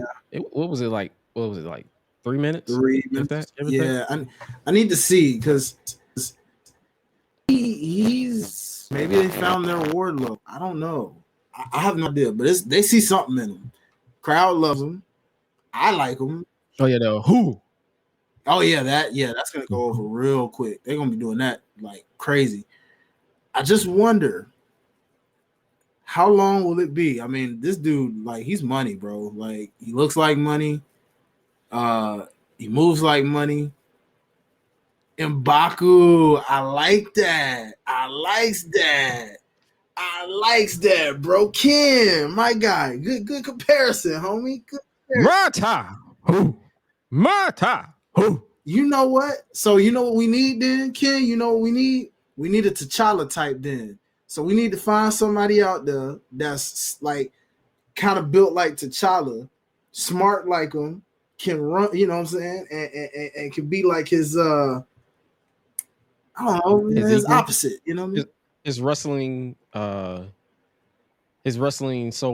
Right. Yeah, we need a T'Challa type out there. So whoever out there can step up with that African background and be a Because it T'Challa. ain't that many of them out there. Yeah, it is. There's plenty. But he I'm talking about like as far as like, I mean, on some real shit. What if they just do Trick Williams? Close enough. He black. I'm joking. I'm joking. I'm getting more Killmonger vibes from that guy a little bit if we're gonna go that route. I'm just joking. They said he said they got another guy, Kenneth Carter. I did see him. The dude who did the pounce. Yeah, he was the dude with the pounce. Yeah, I hope we see more of that dude because if you notice, we've been seeing some of the other breakout tournament guys. We ain't seen him yet, so I hope we see some more of him soon. But Obafemi, man, look like they're gonna push him to the moon, bro. Won't be long before he on that main roster. The way it's looking. Beast Mode said, and before he gets put with Lashley and the Profits, which I wouldn't be mad at. See, this ain't Vince's WWE no more. So knowing him, he will put every black person with each other and call them niggas. Yeah, they would. And that's another beef I have right now. Yeah, well, Triple H on that. Them niggas. Yeah, the nameless stable that is now apparently going to job to Karrion Kross's faction, I guess. I don't know. The Final Testament. No comment. No comment. Absolutely not. But yeah, they gonna cook with Obafemi. Like he can talk, he can do his thing on the mic. I ain't mad at him. He's entertaining. Like he's imposing. Bro, walked out there with the Batista fit. Remember Batista with the white turtleneck? Yeah, that's what I was saying. Like he was giving me them Batista vibes, bro. Like he brought back the fit. Got the man bun and everything. Like ain't nobody finna oppose him. Yeah, I still don't believe he's 22 though. But it was kind of funny to me though, because it's like homie was for a minute he gave babyface, but then went instant heel the moment Dragon Lee came out, and I was like, I feel like he was more so an asshole. Yeah, that arrogance, right? Than a heel. Yeah, he's more so an asshole than a heel. Like unless he started just like attacking him from behind, which I feel like they shouldn't do. He's confident. Yeah. He's a prince, as he was saying. Yeah. I'm a prince. I am the champion. He's like, you're beneath me. So it's like it's like I feel like that can be his gimmick where he's just a dick. Like his confidence is over. Their goal is to literally just bring his confidence to humble him. That should be their goal. He shouldn't be a heel or a babyface. He should be just an arrogant prince like gimmick.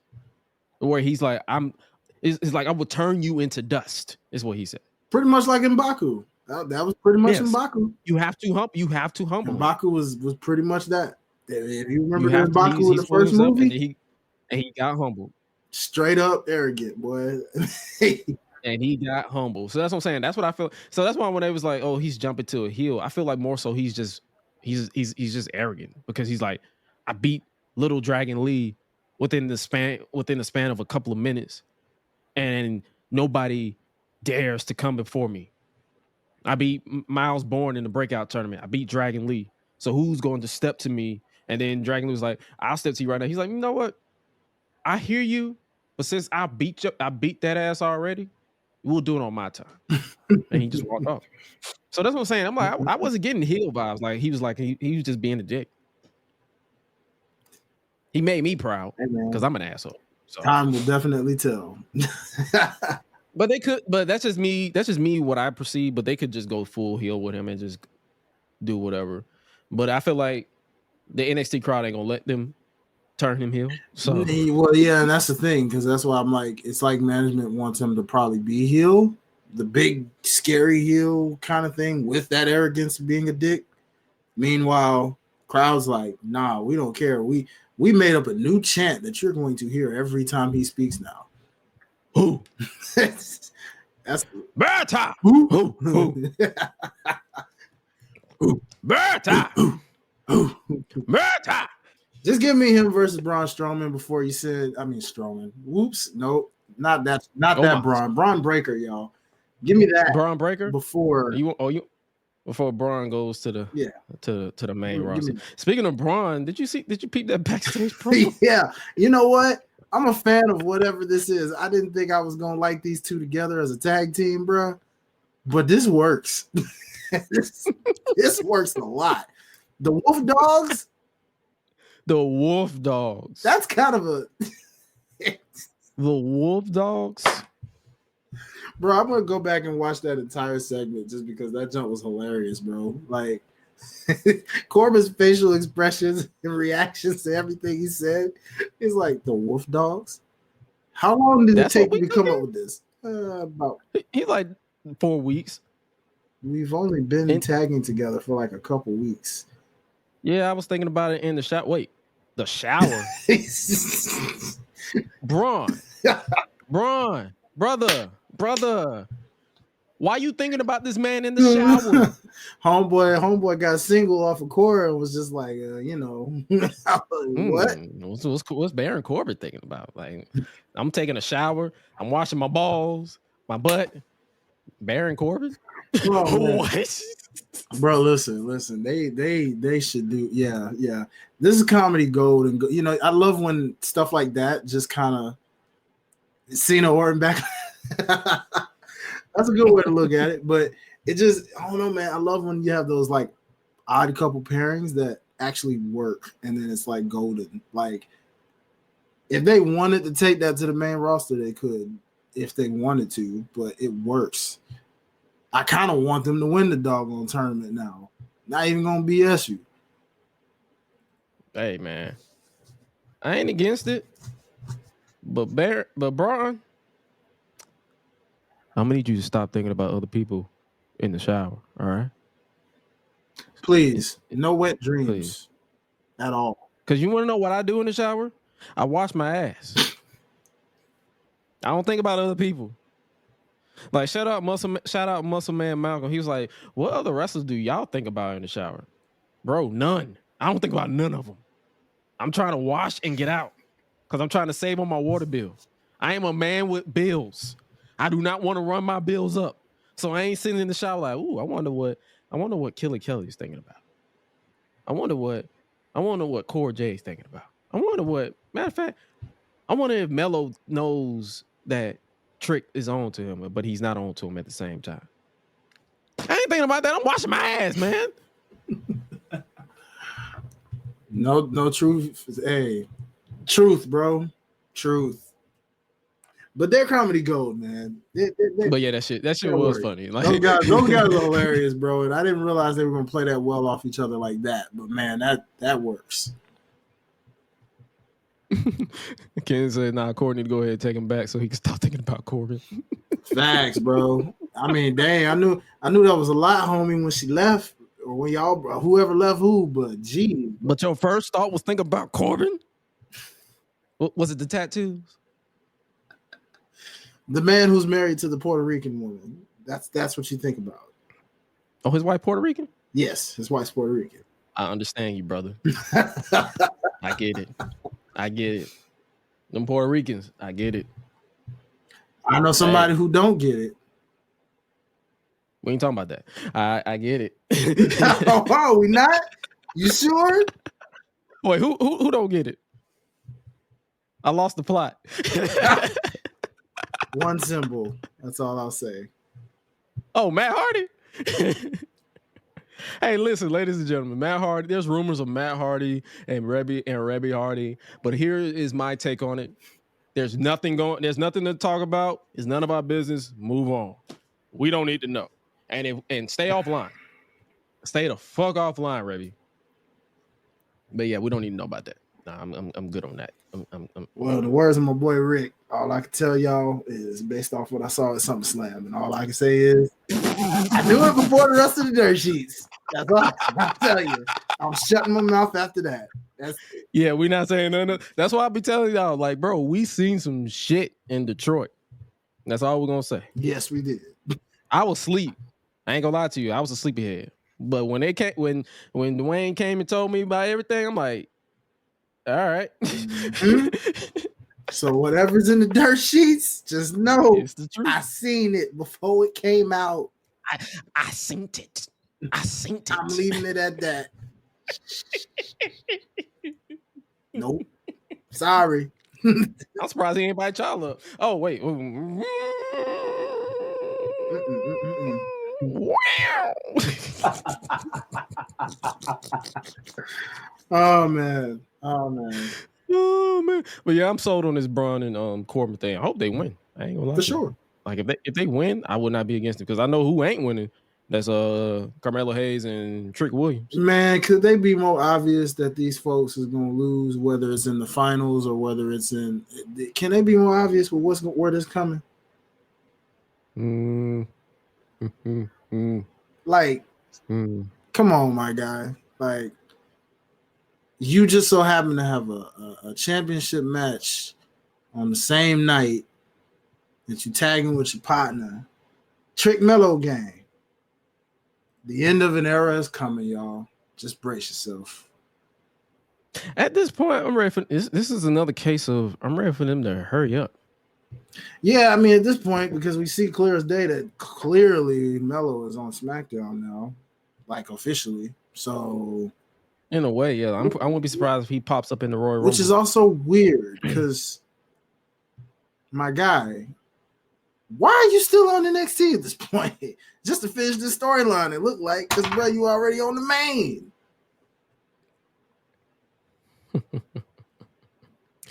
That's fact. Oh yeah, Mello do look drunk as hell. My bad. I be capturing screenshots just to get it. So yeah, he do look a little drunk. If you're not looking in at the video format, yeah, I caught a screen cap of Mello and Trick next to the Dusty Cup, and Mello does look faded. My fault. But yeah, man, it's obvious. It's obvious what they're doing. So hopefully, I'm just ready for them to get to that point.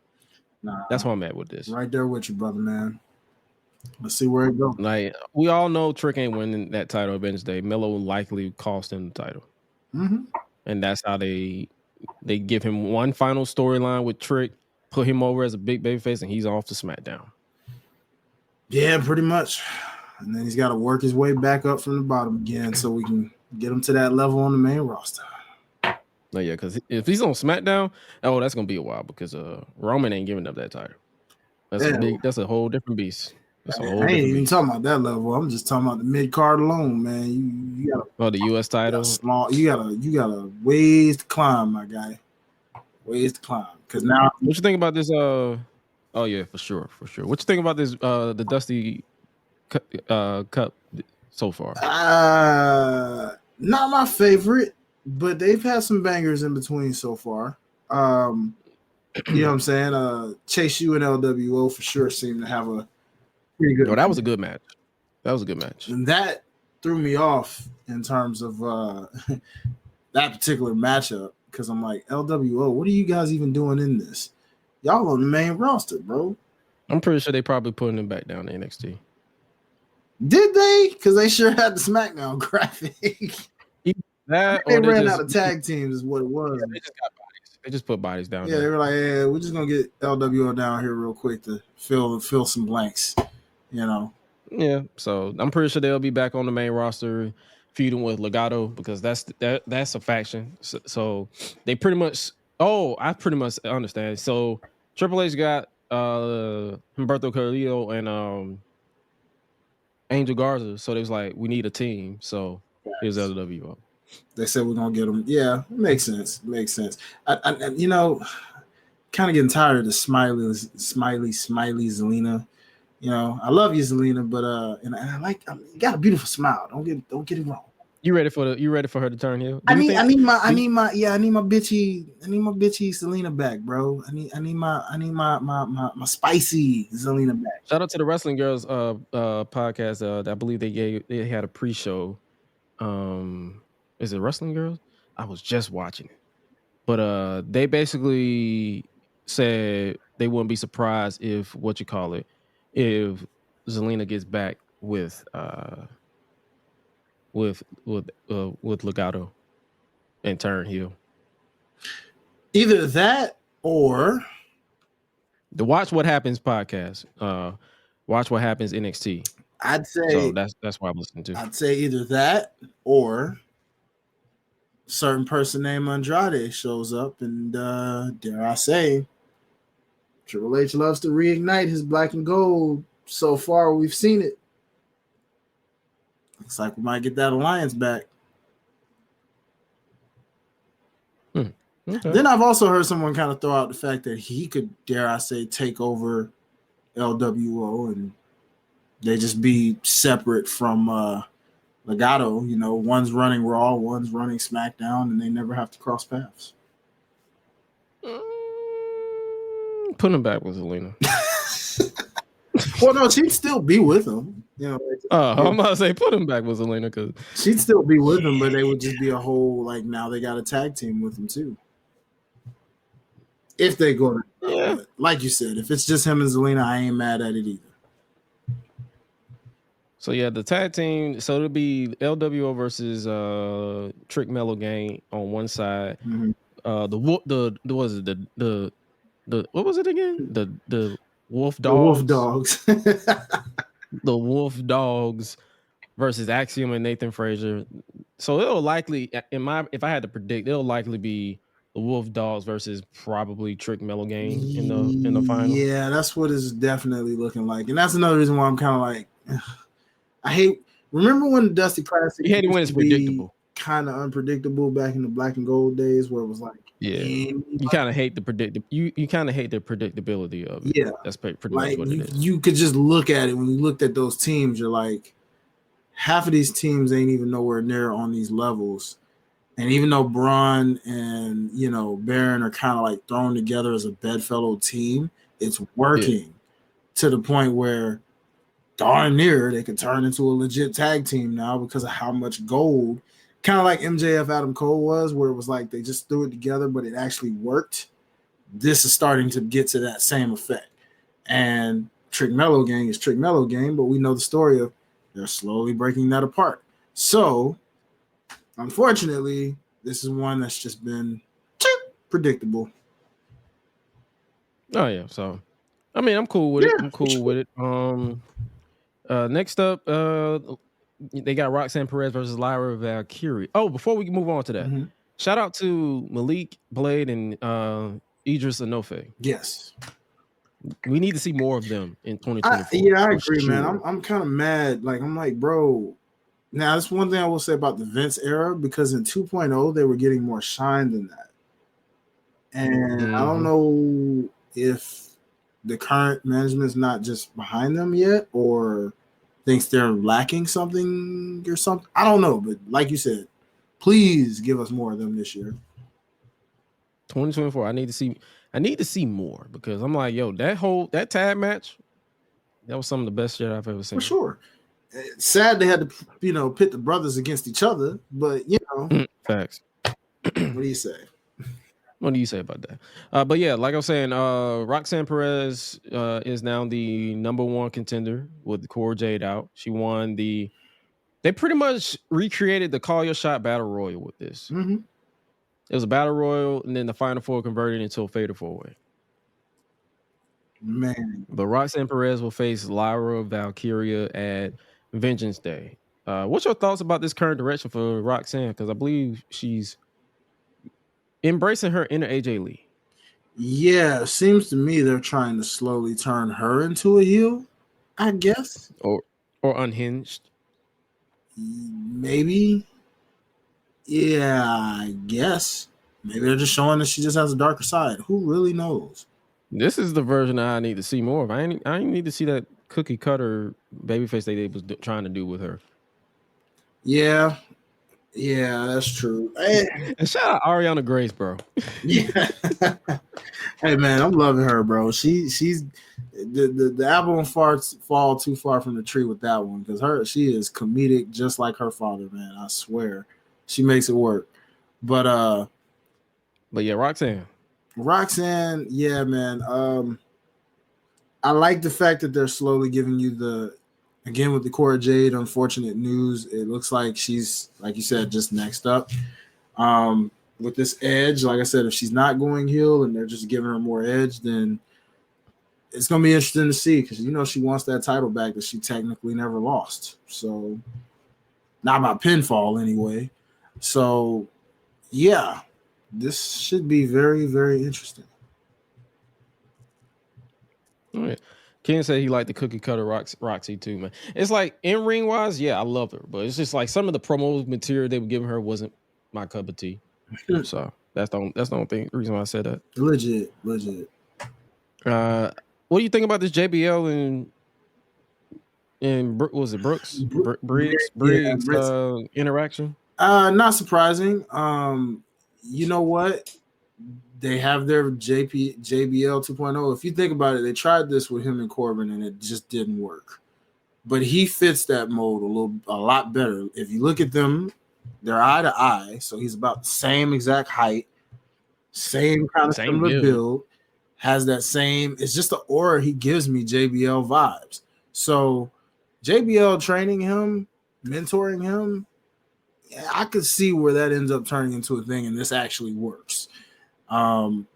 He seems like a darn near illegitimate stepchild or something of this guy. Like it's born for him to be in that new role. So I'm looking forward to seeing where it goes. Shout out to Public Enemies podcast, or probably Ben or Graham, where they was like JBL gonna have him patrolling the borders by the end of the month. Yeah, you're the new trainee. You're gonna build the wall. And you're gonna throw them over the border. You know what I'm saying? Yeah, you're gonna do it all. But nah, hopefully it's a good deal because, like I said, it was fun. Like it's an interesting situation where they do, and hopefully they cook with that. Speaking of what's going on, Joe Gacy, the hell they doing with him, man? I have no idea. I don't even think he knows at this point. I think it's just fucking a vibe. Maybe he is, and maybe this dude just wants to. You know how they do stuff with you and you just quietly want out? Maybe this is a situation like that. Maybe he's going to be the next one to be like, yeah, I kind of want my release. I don't know. I feel like they're just doing the fuck it, let's vibe. That's literally all they're doing right now. Mm-hmm. That's all you can really say about it. I just like the reaction of Booker T. Like Booker looked like he wanted to literally knock this dude out. Like, bro, why are you next to me? Yeah. Like, I don't know you like that. And Vic is breaking the fourth wall. Like, bro, is this a part of the script? Yeah, bruh. Hey, speaking of Booker, I gotta ask you your thoughts on something, brother. What do you think about our boy Jacob Fatu lining himself with Booker T out there? Man. Oh yeah, man. I said, "Uh-oh, they training him up already, man. You know what that means? Won't be long." I ain't gonna hold you. Jacob Fatu is what they're trying to build with Solo, and that's not a knock at Solo because Solo is great. Like I'm not on that bandwagon of hating on Solo because they want to hate on Solo, but like, bro, I feel like what they're trying to do as far as like their Umaga and reincarnation is Jacob Fatu. Solo's best version was the street fighting champion. That was his best version, in my opinion. Well, technically, he's still that moniker. He's just. I'm talking about as far as like he's silent. The whole mute thing ain't really fitting Solo. Well, I feel like he's more of a wild card street fighter. Like him in NXT was cooking, in my opinion. To be fair, you still have that. You just unfortunately stuck with this bloodline thing right now. That's what I'm saying. Bloodline thing is what's hurting it because he didn't want to be in that. They put him in that because they were like, "Trust me, this is going to elevate you more." The moment he separates from that, you'll get what you want back. That's what I want back. I like what he's doing now. I like the whole enforcer thing, but I feel like he'll be better when he's by himself. Oh yeah, no doubt. Because that's and if anything, Jacob Fatu come to WWE, he should not be in no bloodline. He should be against them. He should be rogue. Bloodline shouldn't even exist by the time he gets to WWE. It should no longer exist. To me, the bloodline is low key dead, but not. You know what I'm saying? It's low key. It's pretty much dead in interest. Now it's just let's vibe until we get to WrestleMania. Yeah, like pretty much. It's like at this point, it's just we're just waiting on Roman to lose the title because once that happens, that's it for the bloodline. Like that's it. In terms of stable anyway. Yeah, So- the bloodline ain't going nowhere. Oh, we know that. Yeah, no, heck no, not at all, bro. You keep that is like trying to kill a zombie. It will come back for more and more and More and more. Trust me. You are stuck with our ass. Is what is happening right now. That's what we're stuck with. Yeah, they're immortal. There's no doubt about that. But yes, I agree, man. We'll see how that plays out, man. We're gonna see what happens. Last thing we'll say about NXT. What you think about this Tatum Paxley and Lyra Valkyria story? Weird. And I like that finish. That finish cracked me up where she got hit by Lola and fell into the pin. I let out the biggest belly laugh. Yeah. When that shit happened. Yeah, I don't even know how to tell you, brother. It's just one of those things where it's like, okay, the look is interesting, but she's basically Mickie James. Yeah, this Nikki Cross like vibe I'm getting is interesting. Nah, I ain't saying Nikki Cross. I'm like Mickie James. Remember Mickie and Trish? No, I heard you. I said this. Is it Nikki? Is it like a mixture of both? It mixture probably of both? is because remember they did this with Nikki Cross first. This whole creepy with fan thing, but they dropped it because they were doing that with Candice LeRae, and I don't know, it just didn't go nowhere. So I'm just like you said, it's kind of a cross between the two. I like it a little bit. I'm not hating on it. Oh no, yeah. I mean, hey man, if it works for her and it's getting her TV time, by all means, bro. It's just I gotta let it grow on me some more, but it's cool. Oh, yeah, sure. Maybe because I'm just not into Lyra either, though. Like I'm just not really a big fan of her, so it's kind of like for me. But we'll see. We'll see how it goes. Long year to go. Oh yeah, for sure. I know I did crack up when she pulled out that Oh yeah, the wardrobe. I was like, bro, that's where her wardrobe. Because at one point her bags went missing in storyline, and that's where they were. Oh wow, you're right. That did happen. Mickey Cross vibes, perhaps. Yeah. Yeah, there we go. Yeah, I like that. Mickey Cross. He's how I see myself.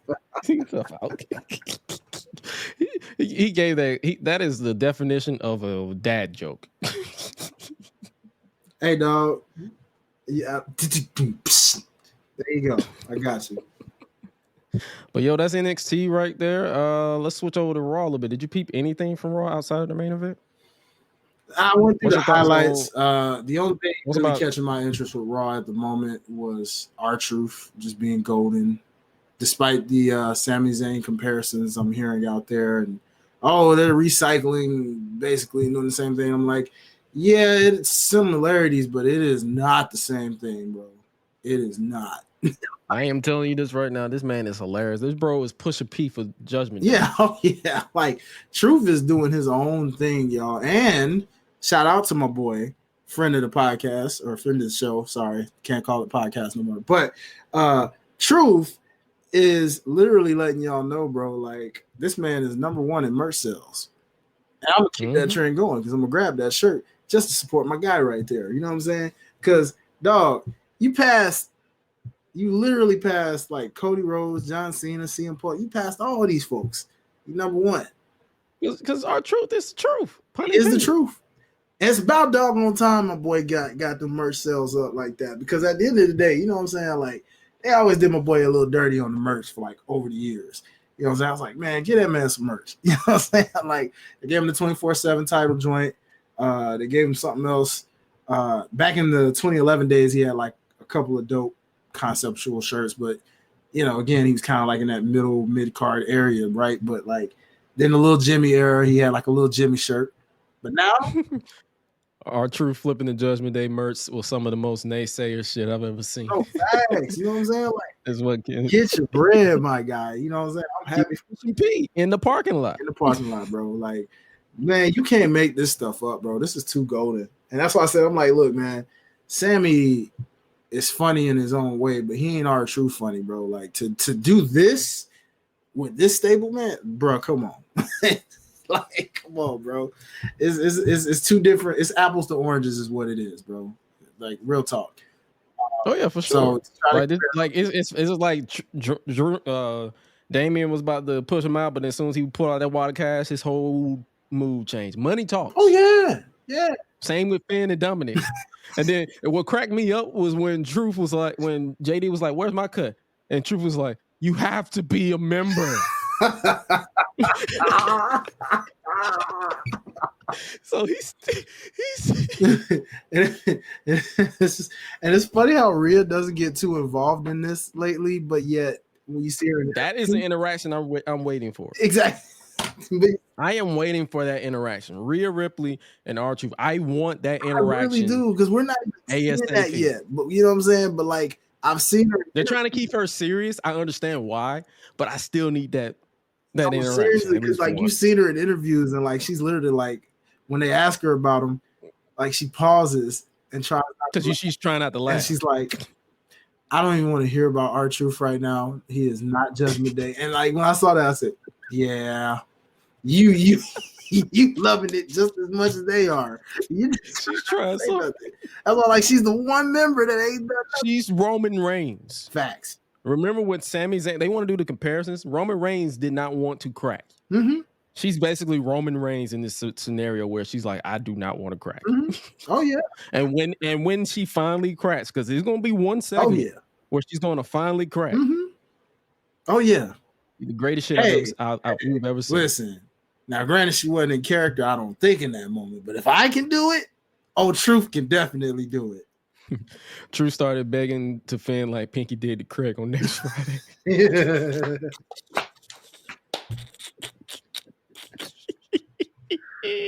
Oh boy. Oh man. Yeah, that's kind of been the highlight of Raw for me lately. I mean, honestly, sure, yes. Outside of like, I will admit though, as far as the Royal Rumble is concerned, I do like the storytelling that's being told though. I like that everybody's going into this Rumble with more story. Drew's got his story. Punk's got his story. Cody's got his story. The rumors of The Rock, if he becomes a surprise entrant somehow, has. Speaking of Drew, speaking of Drew, what you been thinking? Like, has your opinion on him changed?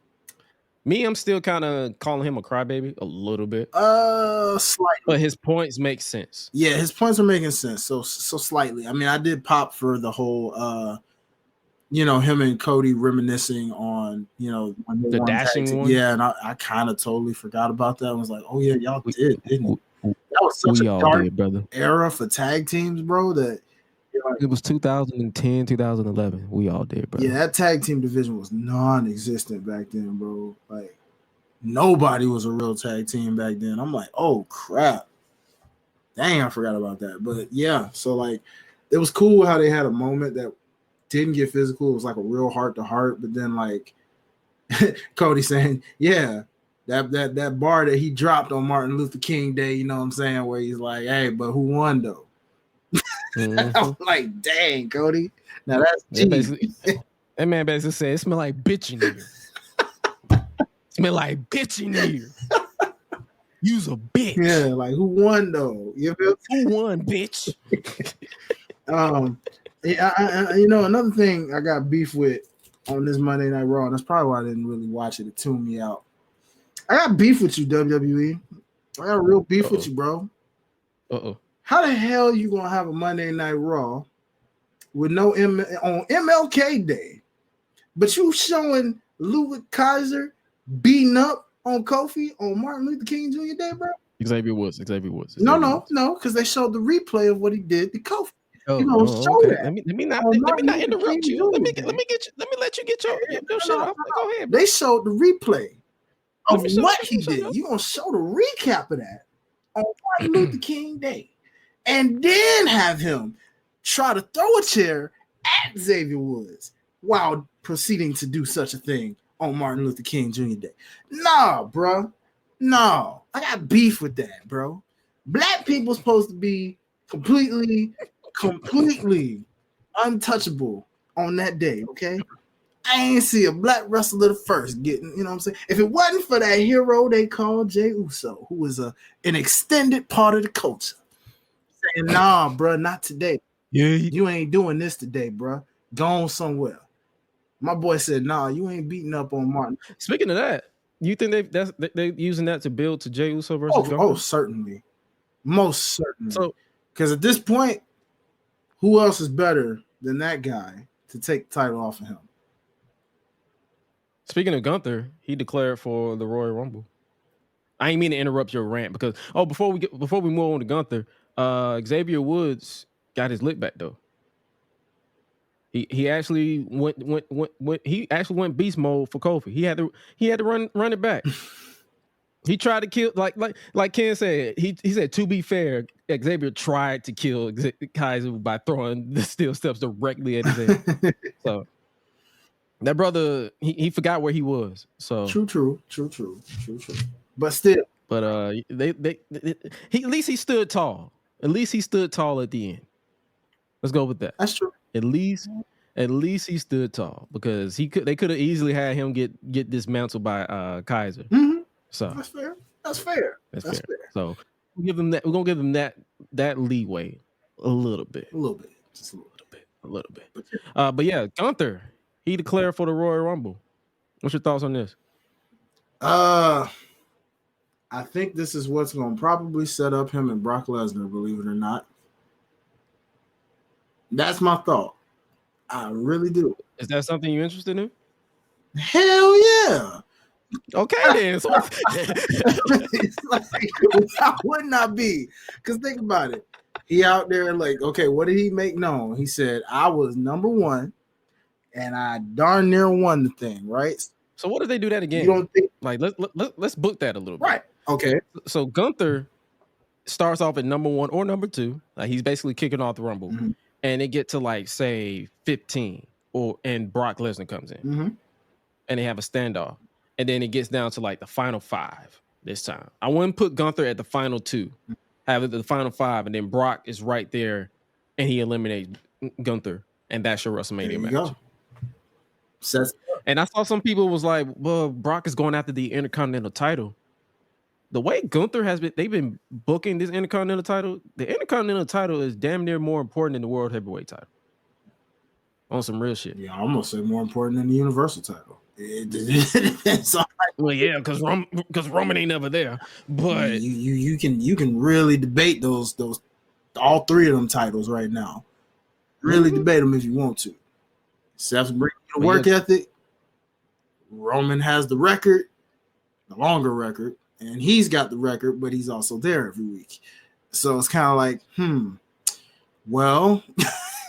So like you can debate those 3 titles right about now on who's got the number 1 spot, but yeah, no, that's exactly what I was thinking. More than likely he's going to get eliminated by Brock because realistically you don't want to see Cody do that again. Punk could do it, but it wouldn't make sense. So I feel like the Rumble, and this is slightly going to go into our predictions for next week's show. Because next week's show will be our preview and predictions for the Royal Rumble. I can see them, whoever eliminates Gunther, that's your WrestleMania match. Oh, yeah. So if it's not Brock, Jey Uso. Yeah, Jey Uso, yeah. The only thing stopping that one is the inevitable mashup of still wondering, will they do him versus Jimmy? Because there is still some... I feel like that ship is sailed. Like, Jimmy is back to being a joke. Not even a joke, more so like he's back to being the side man. They will literally have to make Jimmy cook for the next, January, for the next 2 months straight and not take pins. Because the difference between what they're doing with Jay and what they're doing with Jimmy, Jay has not been pinned. Which is in singles matches. He's been pinned in tag matches. But as far as like singles matches, as of late, he's been winning. Yeah. I mean, if you're gonna do that with Jimmy, that means you just can't put anybody against the bloodline at that point because you ain't pinning Solo either, like that. So exactly. Somebody's got to take the fall. That's what I'm saying. So it's like they will have to So put it this way: if it's not, so if Jimmy eliminates Jay, that's your match, and that leaves Brock eliminating Gunther. If Brock doesn't eliminate Gunther, Jay has to eliminate Gunther, in my opinion, and that's your WrestleMania match. Yeah, one would. And that would be a good moment for Jay to win the title at WrestleMania to solidify, like, hey, it's just me, Oos. It checks off the list of what he made very clear. I want to win my first solo title in 2024. But yeah, it's just us predicting. So yeah, like Gunther declaring for the Royal Rumble, that got my attention. So I'm like, let's see what they cook. Mm-hmm. And speaking of cooking, let's talk about Seth Rollins and Jinder Mahal. I wasn't a fan of that match. Because it was 3 hours. And I was fatigued at that point. So it was kind of hard to get into. I'm gonna go the other way and say it was actually pretty dope, bro. Because you didn't watch the whole 3 hours. I mean, probably even if I did, I probably still would have liked it. But I still think it was, like I said, I think you should get out another watch, brother, where you got some time. Because knowing me, I'll probably watch it while I'm editing footage. So yeah, they did what they could, man, especially given their history of NXT and all that. I think it was good for what it was, man. 5-star level, no, but I mean, I still think there was a lot of near falls of like making you think like, oh snap, Jinder might actually pull this off low key, and you know. Oh, Colossus, I ain't gonna lie to you, I can give them credit where it's due. That Colossus, I bid on it for like 2 seconds. Yeah, I mean, it literally for a split second looked like he was about to win. I was about to be like, oh snap. Ken, I'm giving him some love. I bit on the. That's what I'm saying. I'm not hating on the match. I know I tweeted out it's ass. That was my initial reaction. But the more I thought about it and the more I slept on it, it wasn't that bad. I can get on this show and admit that it wasn't ass. But I will have to literally watch it again.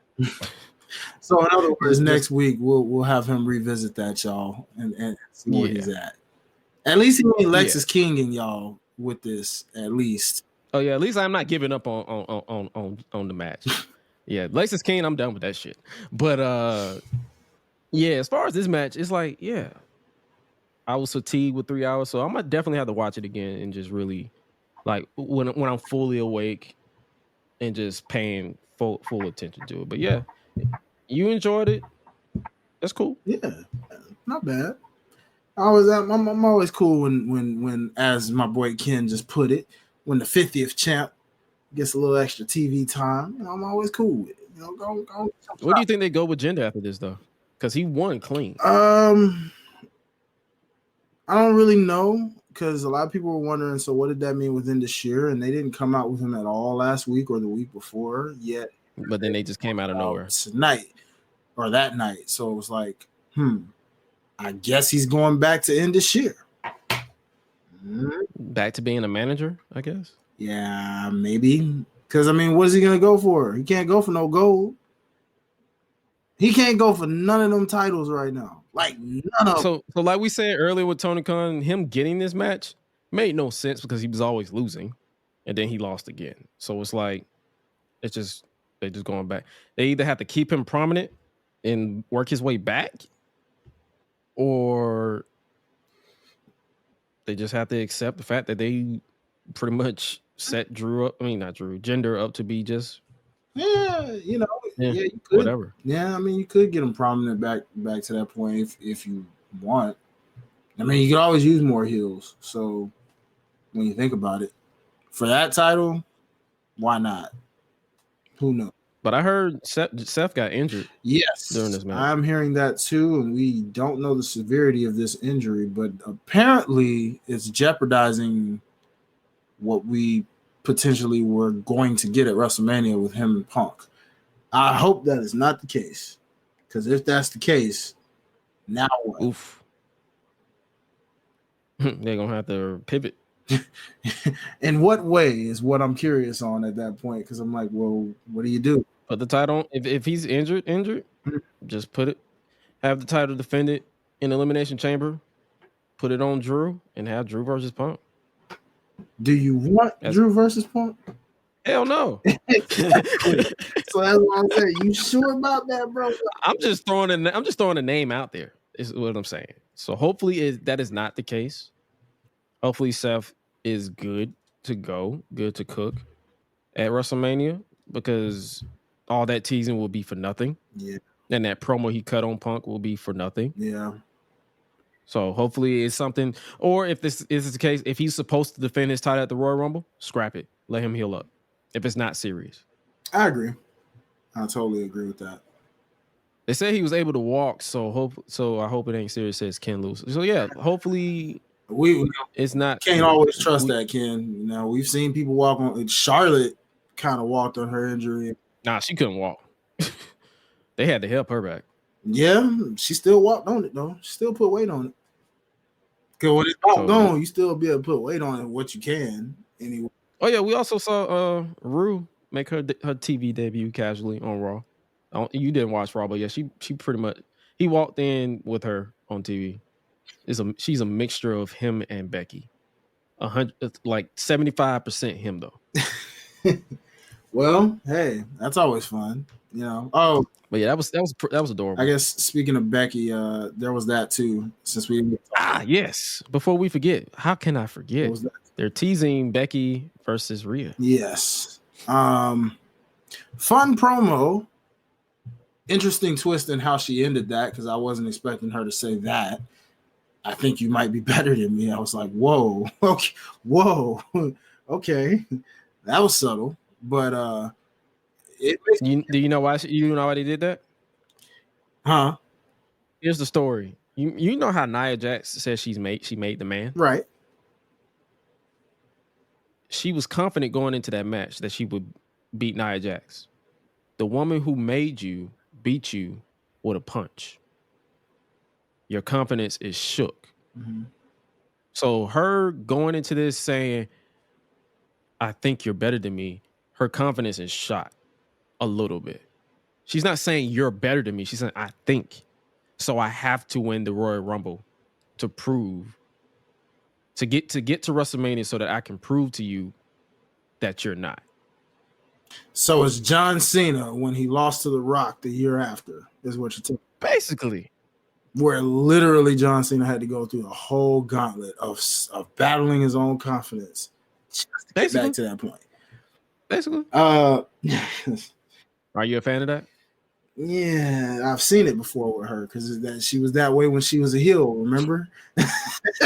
Yeah, with Bianca. Yeah, we kind of seen it before a little bit. But I mean, I guess if that's how they want to build to it, sure. Here's my thing though. Do you want Becky to be the first woman to win a Royal Rumble twice? Seeing as how she's already won the Royal Rumble before? Yeah. See, here's my thing.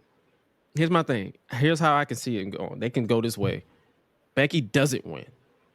Which is what I was thinking. Bayley wins and have her story with Damage Control, while Becky goes through Elimination Chamber. I wouldn't be mad at it, because Bayley winning makes more compelling of a story. Just like you said, because that whole Bayley. Because she can literally, because I know a lot of people was like, Bayley, they're setting up Bayley to get turned on by Damage Control. I can book it like this in my mind. Bayley wins the Royal Rumble and she pulls a Batista in 2005. It's like, yeah, I'm gonna go after Rhea. But then she was like, nah, I see y'all plotting against me. I'm gonna go after you. And turns on the entire Damage Control. And then and that can turn her babyface. And then, dare I say, that's where you can potentially have her having backup, because remember, she literally said in that cryptic story, I always have a backup plan.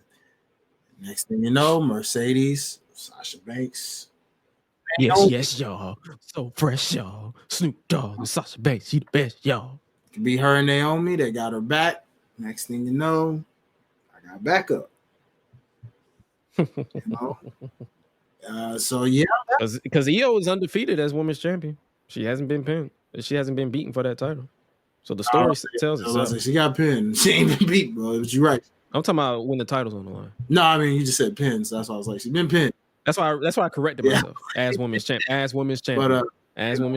For that aspect, sure, for now. But so yeah, that's what I'm saying. There's multiple ways. They could just give Becky the Royal Rumble, but then that would be real predictable. Yeah. But the unpredictable way would be Bayley winning the title, and they go that route with the story. If you have to pick, I would rather it be Bayley. Me too. Honestly. Me too. Because I don't know anybody else right now that's just really deserving. I mean, it's kind of wide open for the women, but at the same time, it just makes more sense with Bayley right now. True. So yeah, that's the route they're going with Becky and Rhea. So it's all about let's see what they got, what they're gonna cook. Mm-hmm. What exactly are they going to cook? I believe that's all I have for Raw.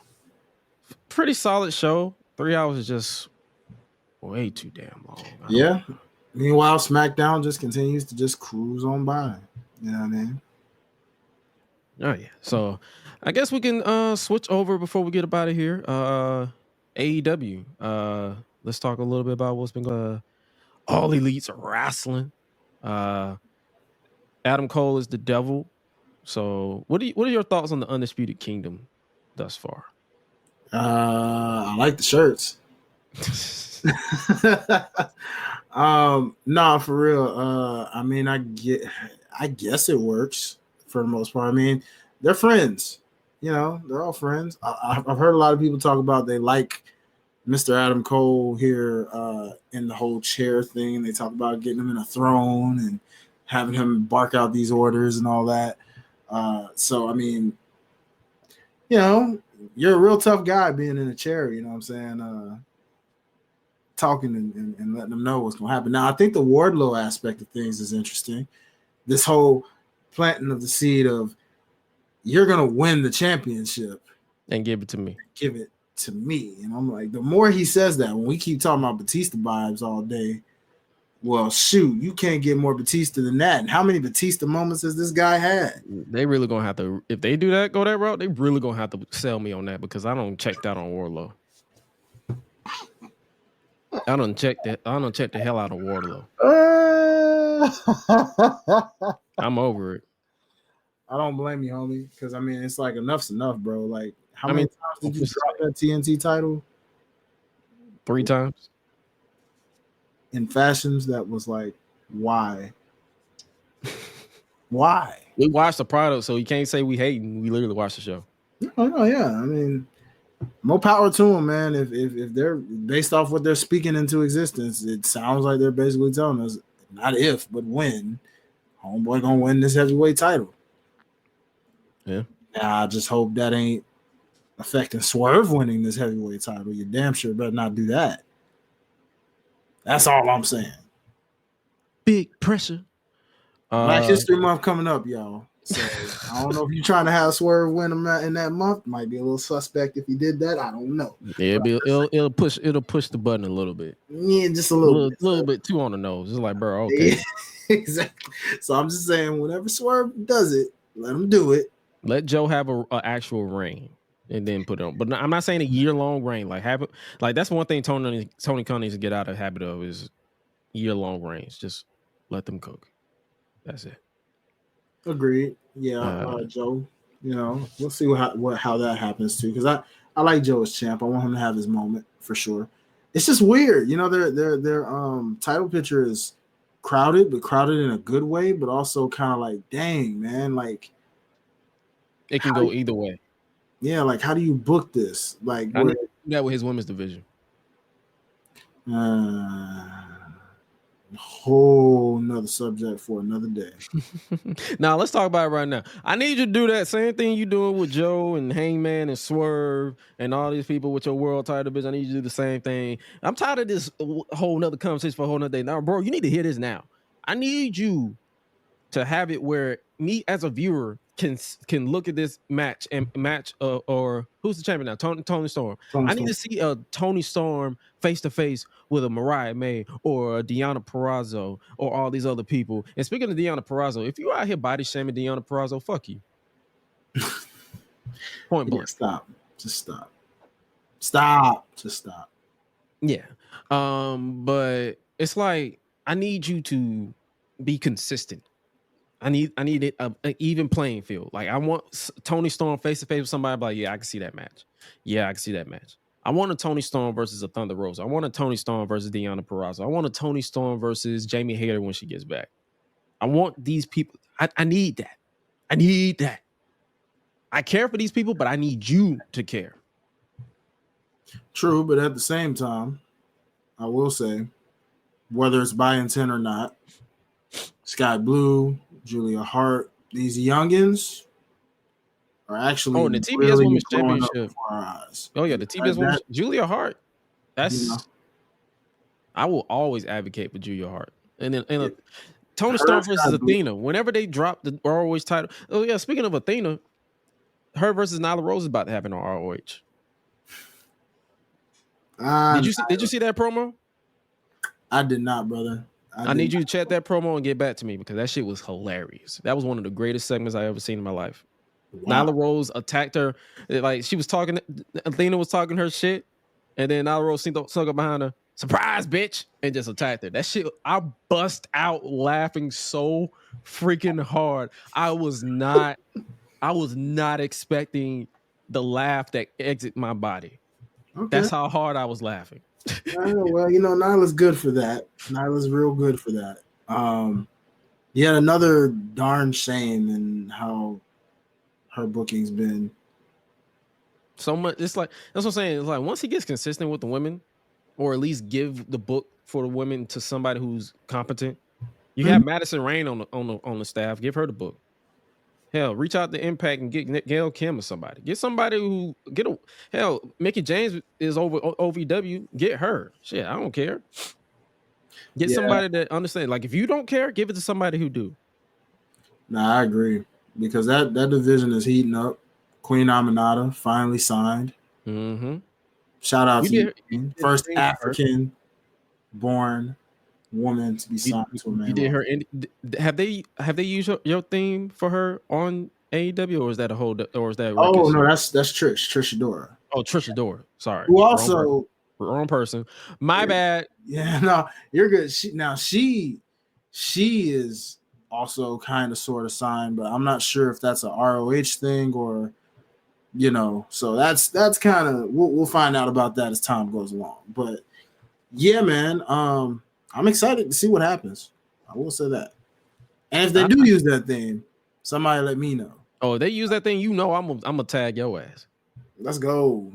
I'm gonna tag. Make sure you guys, if you scan that QR code and go to Unleashed Anthem, you can literally click on Mike Mayhem Music and find Trish Adora's theme. So it's like, yes, sir.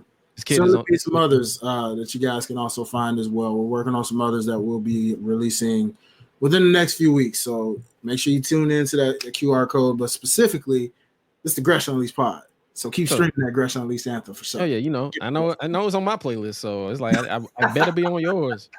I'll tell you that. Get it. But yeah, AEW, it's so many moving parts that it's like I feel like once they get the whole online shit under control. They should be good, in my opinion. So. Yeah, they're having an interesting year, I will say. It's just the beginning of the year. We're only 17 days in, 16 days. 17 days in. Yeah, it's. I'd like to see what pay-per-views we're gonna get. That believe it or not, there's still possibilities that certain people could walk into their company. We still have a lot of free agents out there. Not that we need to focus on that, but I'm just saying in the event of, for whatever reason, oh, look, so-and-so's here, right? Now, if you're going to target some people, go after some of the women. I don't know if there's still any women free agents out there. I mean, they got some people from Stardom, Julia, true, all them people, but they're not interested in Julia, so who knows? Yeah, we'll see what happens. I can't really comment on that because I don't really follow Julia like that. I don't follow. No, but she did have a killer match with Trish Adora the other day. Oh yeah, for sure. On Battle of the Valley. Yeah, so she's out here. I'm not sure if WWE's still showing their interest in her. They probably are. Yeah, I was about to say I think they were trying to get her. So we'll see what happens. We'll see what happens. But I want to know how things are gonna be without MJF for looks like about a year. I'm here. Oh yeah, because he's injured. Yeah, so like that means we're gonna go a year without. You think you're gonna care about this Adam Cole MJF storyline? Hell no. Me personally, no. No. I was already on autopilot before they revealed him, so it's like. But the only reason why I'm giving it hope is because I'm a fan of Chuck's or Adam Cole.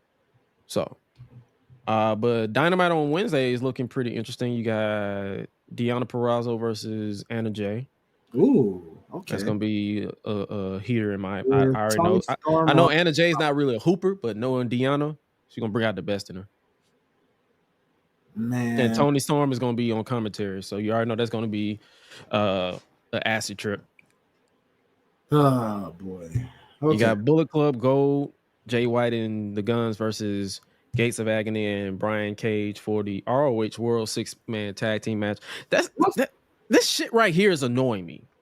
Why are they on AEW going after ROH World 6-Man Tag Team titles? What about the AEW 6-Man Tag Team titles? Oh, because they're trying to form an alliance. Yeah, but still, isn't this also wild that they're suddenly babyface out of nowhere now? I think because of the Undisputed Kingdom attacked them.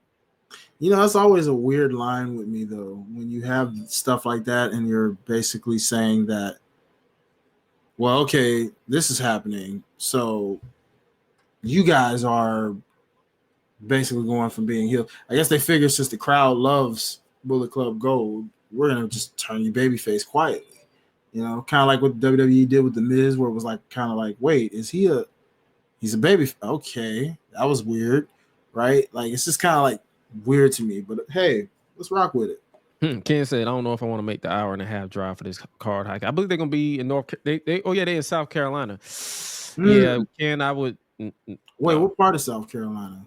North Charleston.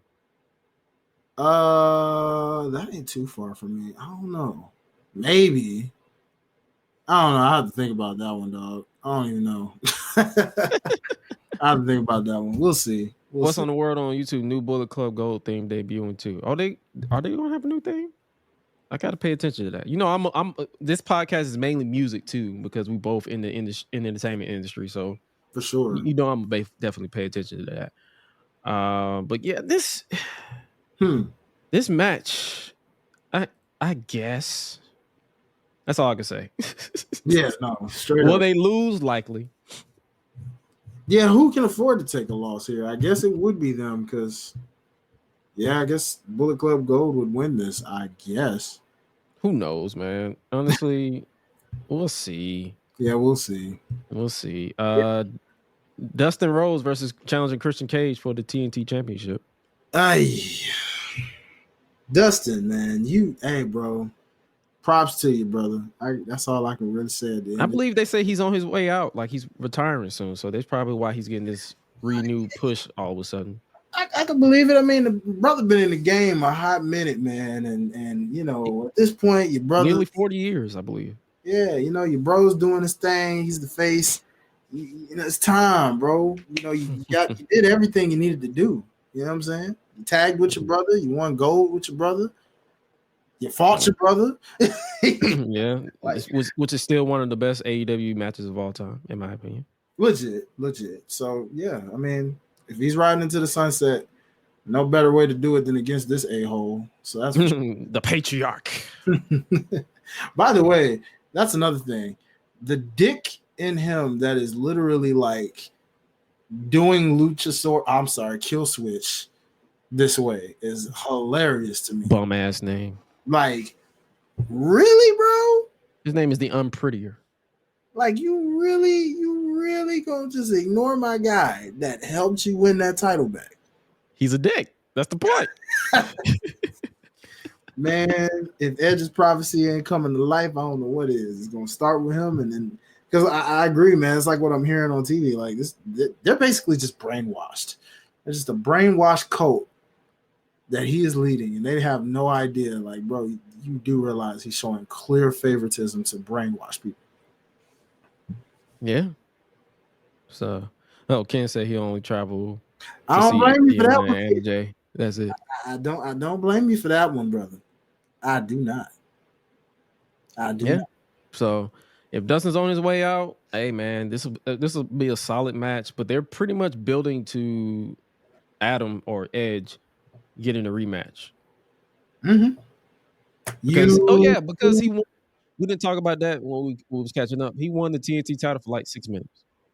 yeah. Go figure. But I wasn't mad at it because Edge didn't really need that. Or sorry, Adam doesn't even need that. Adam Copeland. Adam doesn't really need that title, to be completely honest. He doesn't. He doesn't. He doesn't need. I don't know if he needs any title in AEW, to be real with you. He's really at that point where he's just fucking let's vibe until he just hangs it up. Yeah, I mean, in Christian's case, you would arguably say the same thing, but his character is just so freaking golden right now, being an a-hole, that him having that title is really doing wonders for that title. Because if it were around anyone else other than Christian right now, I guarantee you would not care. Oh, I wouldn't. That's just being honest. I genuinely would not give a fuck. Think about how many other times. Look how the Continental title has already been irrelevant. Oh, the Intercontinental title? Yeah. Oh, the Continental Classic title? Yeah. Look at how irrelevant it already is, bro. It's on Rampage now. It's already irrelevant. Like, dude, Tony, this is what I'm talking about. Stay off Twitter. So many damn titles. You're talking about gender, but you can't even make your own titles relevant, bro. Like, tell me how your titles.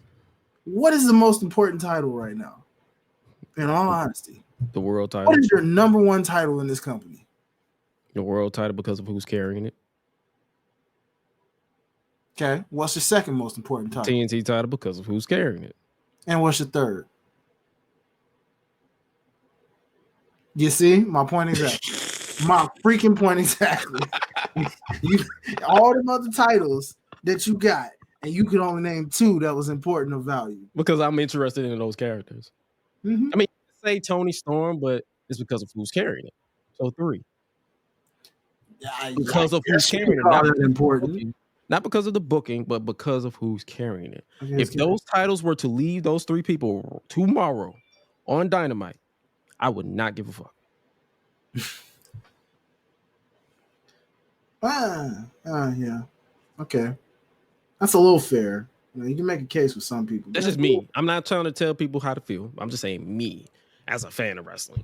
Me. I have to reiterate this because when you say stuff like this, niggas be assuming that I'm trying to brainwash people to follow my opinion. No, this is me. My opinion. If those 3 titles were to lose or be removed from Samoa Joe, Tony Storm, and Christian Cage, I would not give a fuck. Well, hold on now, because Swerve took that title, you would. But yeah. See, the world title got legitimate people where you'd be like, okay, if it was on him or him, if Adam Cole's healed up and he takes that title, he's like, okay, I can care about that. That's Adam Cole. So 4th, Beast Mode said 3rd is international title. So that's what I'm saying. It depends on who's carrying it. And who's carrying that title again? Cassidy. Cassidy. Right? OC? Yeah, okay. I can't even agree with that though, bro. I can't agree with that. The reason I can't agree with that is because you've had bangers with that international title. The first run. But why is Cassidy randomly going up to people and saying, oh, you want a title match? Here you go. Who literally have not even said that. They're just literally backstage interviewing, and he walks up like, okay, you got it. Title match tonight. Nigga, what? He ain't even do nothing to earn it. So I can't even give you that, bro. Like, I was going to let that slide because I had to think. And I'm like, nah.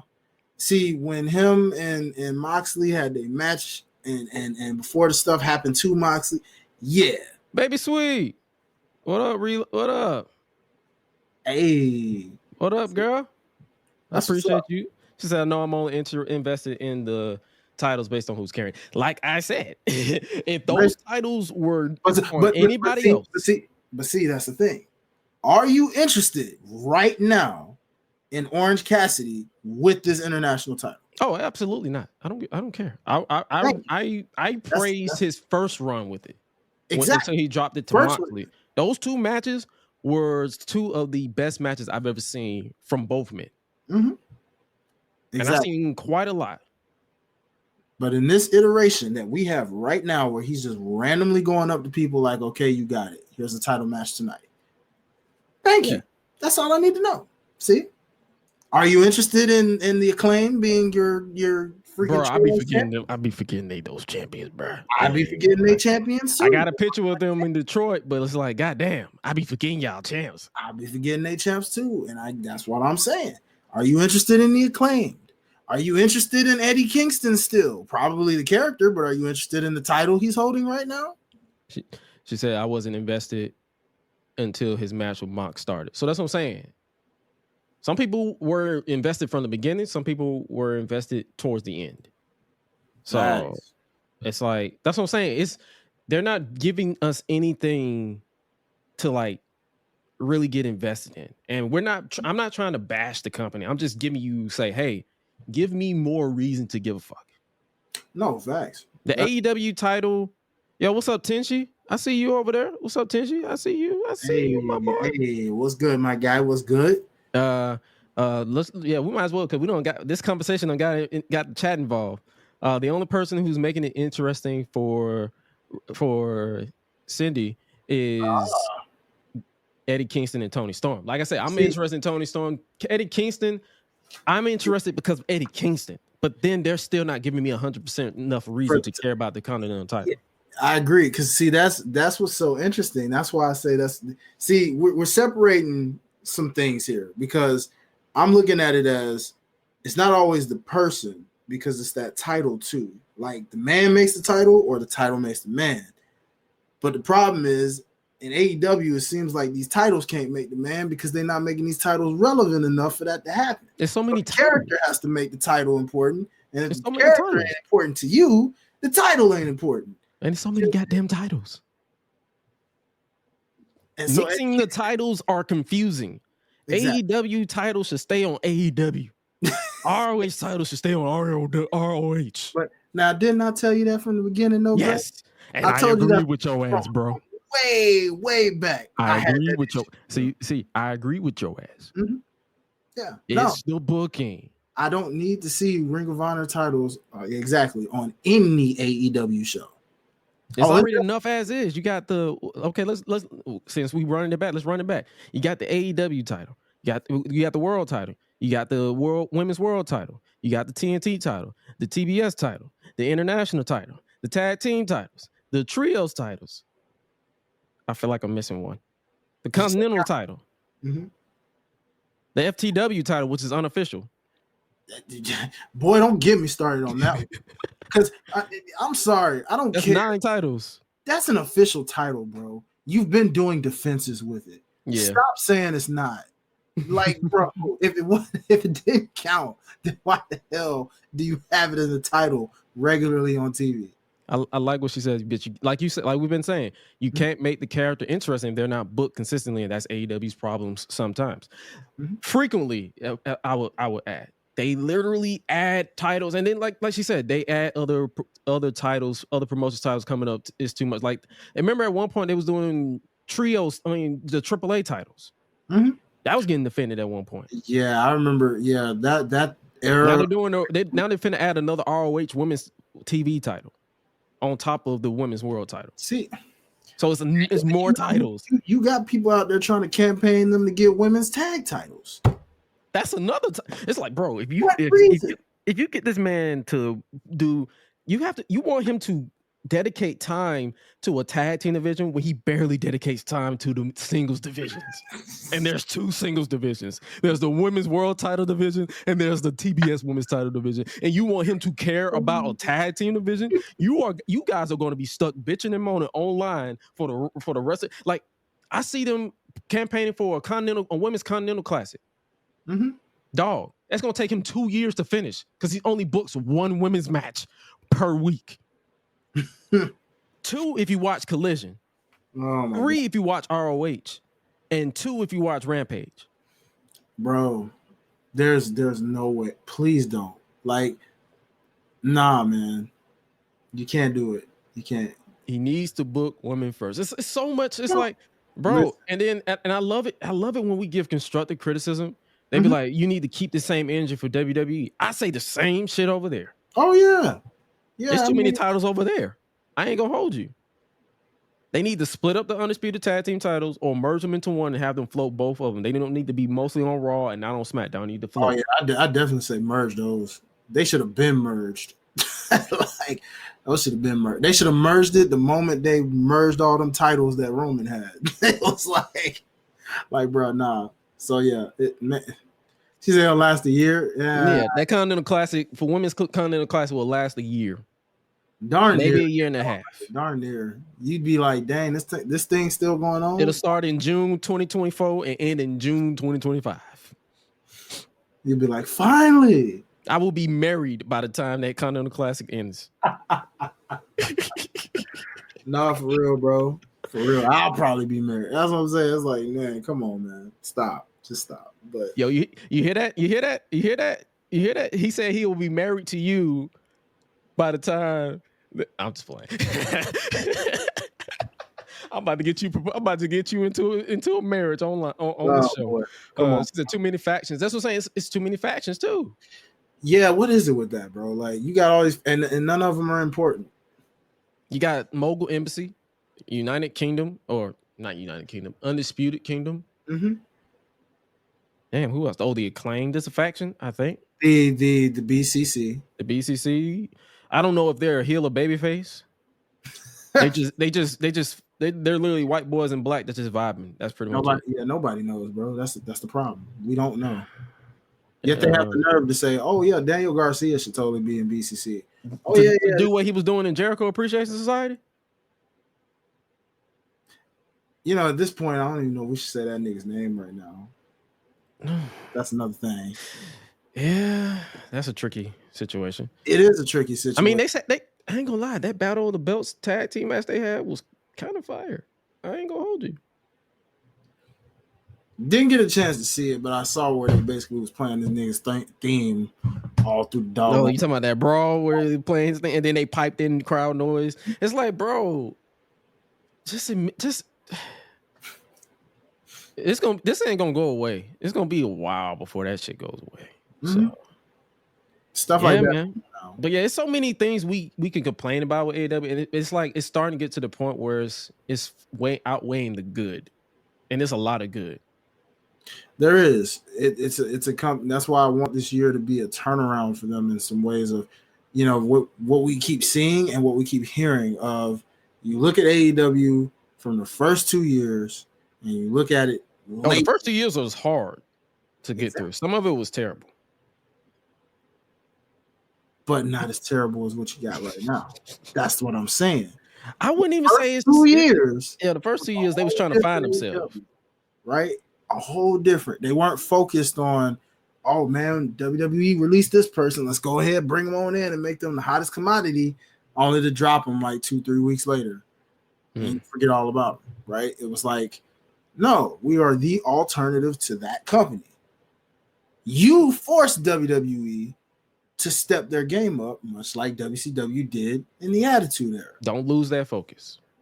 And yet, somehow, now you're trying to keep up with WWE again, where you're tweeting because, oh, Jinder Mahal's got it. What do you care? He don't. Why do you care? Why do you care so much? Focus on who you. Oh yeah, because every time you be catching his interviews is always, well, WWE nigga. If you say WWE before you answer the goddamn question one more fucking time, I will take your nose, twist it, and punch you in the throat. Facts, bro. Like, come on, man. Come on. Just keep doing what you're doing, bro. Like, we got. Ken said the first year and a half was hilariously terrible. That's what I'm saying. It was hilariously terrible. Like, they was trying to find themselves. So I was fucking involved. But it's like, bro, you're like, what, 5 years in now? Mm-hmm. Like, come on now. But you still had golden moments even in some of the terrible stuff, though. You get what I'm saying, guys? Like, if you go back and look at some of those feuds you had the Kenny Omegas. The tag team division was actually a tag team division. Oh, yeah, because they won Tag Team of the Year for 2020 or for our End of the Year awards. You didn't have that many titles congested It was literally world title, tag title, and women's title. And the women's title. And then they eventually brought in the TNT title because of Cody and that stipulation. Exactly. Because that's the reason why the TNT title is because Cody couldn't go after the world title that he booked himself into. Pretty much. Yeah, pretty much. And then they brought in the TBS title because they didn't want to beat Jade Cargill for the world title. So they say, here's the TBS title. Mm-hmm. And then since then, it's just been a domino effect of here's a new title, here's a new title, here's a new title, here's a new title. Well, my god dang, bro. Is everybody getting consolation prizes around this month? Literally. Oh yeah. Shoot, me Gresh want some titles too. Shit, give me the AEW. Give me the AEW He-Man Woman Haters Club. Little Rascals pun there, you know. Oh boy. But man, oh yeah. Kenny ran AEW with like, oh yeah, remember Kenny the belt collector? That was a good time. That was 2020 when the world was shit. Mm-hmm. Oh yeah, and they also back then they only had 2 shows to focus on. It was Dynamite and Dark. Now it's Dynamite, Collision, Rampage, ROH, a whole freaking company. So it's like Tony needs to hand the reins over for ROH to someone like a Bryan Danielson when he retires, and he needs to focus on AEW. So he needs to fund ROH on some real shit. Y'all can hear me out. Y'all can clip this too. He needs to be just the fund for everything and steps back. Mm-hmm. He needs to be the boss, the final say, but he does not need to be in charge of creative for nothing. He needs. I'm not saying hand it over to a wrestler because it's tricky when you hand it over to wrestlers. He needs to hand the reins over to someone who understands the business but also knows what to do with it. Kind of like when we said Vince McMahon lost touch. I'm not trying to compare the two, but Tony Khan, he's losing his grip on it, if he even had it all the way, and he needs to step back, hand the reins over to somebody who wants to see AEW move forward. If you got to give it to a retired Bryan Danielson, if you got to give it to a Paul White or whoever, or Mark Henry, or somebody who understands the business but also pays attention and knows how to book a show, do it. I'm not talking about no Eric Bischoff or Hulk Hogan. We don't need that shit again. We need somebody. And and that's another thing. All the people who were doing it are leaving. Mm-hmm. QT Marshall's out. I was just about to bring that up, sis. I'm glad you brought that up because that was a whole nother thing. You're losing the people that were making it organically what it was, and now you're inserting these new people that we don't even know if they care. Yeah, like folks out here just collecting paychecks low key, and soon you're gonna have a WCW Thunder type situation on your hands, bro. It'll be WCW 2001. You do not want that. You do not want that. We don't want that. Not with the way wrestling is right now. No. We do not need WWE 2018-19 again. You know the one. Or freaking 15, 16. You know or TNA 2010. Oh, God. No. Yes. TNA 2011, 12, 13. Well, no, scratch that. 13 was kind of fun. But like when they lost Spike TV, and when they lost the Spike TV deal, the dark ages of TNA, we don't need to go back to that. I'm doing these. I be doing these retrospectives on this era of TNA, and they are hell. Even to this day, they did not age well, and they was not even aging well when it was live. Imagine going back. What was it? 14 years ago. They're not aging well at all. So please, man, no, we're doing this. We're saying this because we love you, man. No, seriously, we do love you. We love AEW. We want the industry to have an alternative. We want the industry, but you have to take the constructive criticism with the bad. Like we're saying, if you're going to have all these titles, you have to dedicate time to them that you don't have. If you're going to have ROH titles, you have to keep it on ROH. If you have to quote unquote create another show for ROH, you have to do it. But it's like, bro,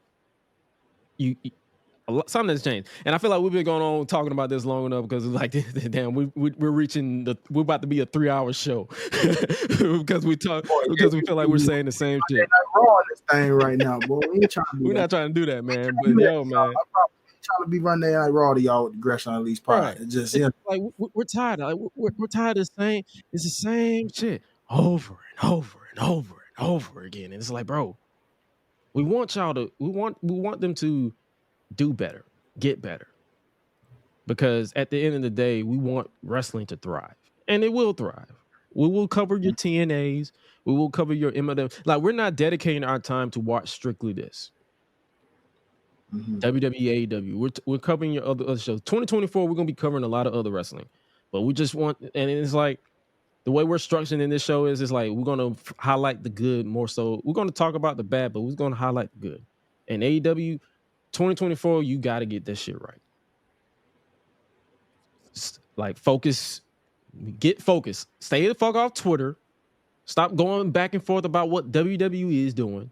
That's the reason why TNA failed for the most part, because they kept focusing on WWE. It became WCW light in 2010 to 2012, and they lost people. You can't duplicate what has happened in the past. TNA tried to do it like WCW. It failed. Do not follow the same formula. Please. Period. Please. Don't have these wrestlers running the asylum. Don't have none of that shit. Like, find what you want to do, what you want to shape your company around Samoa Joe. Shape your company around Swerve Strickland. Shape your company around Tony Storm. Like, shape it around these people and let them cook. But be consistent with their booking. None of that 50-50 bullshit. None of that inconsistent booking. None of that oversaturating the divisions because you want to be sports entertainment. If the shit sucks, it sucks. Move on from it. Don't drag. Because I ain't gonna lie to you, the devil shit, the only reason, the shit was dragging. It was time to move on from that. And they finally moved on from it. Thank God. The devil is Adam Cole. And we got the Undisputed Kingdom from it. Will they keep me interested in from a year from now? Because Cole is technically injured and MJF is injured too? To be determined. But as of now, probably not. Damn, brother. But yeah.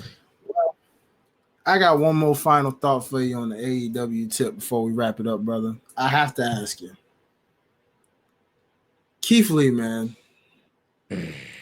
What do we do with this Keith Lee experiment in AEW at this point? Is it time to just go and figure life out for a while, reinvent himself? He needs a reset. Get a fire back, motivation back. What do we do here? It's funny how you see how I literally answered before you even finished the question. He needs a reset. I said that even before he got injured again. He needs a reset. Like, he needs to really take time away, like, find what the old Keith Lee is and really reset himself. Because right now, I feel like I think the whole start-stop pushes, the dragging of the inevitable Swerve and Keith Lee match hurt him a little bit. And him with the COVID thing, pretty much he was pretty much sick for the most part. Didn't do him any favors. So I would say just take this time away, reset, find that spark again, and come back full throttle. I don't know when his contract is up or how they're doing, but it's like, bro, it's time. It's time to reevaluate what they're doing right now. Because if he comes back and goes after Swerve, I would not give a flying fuck. That's just me being brutally honest. I would not give a single fuck. I don't think anybody would. It's just he's too far above Keith. Too far. It felt, and it's like no disrespect to Keith, but him versus Keith at World's End, that felt like a downgrade to Swerve.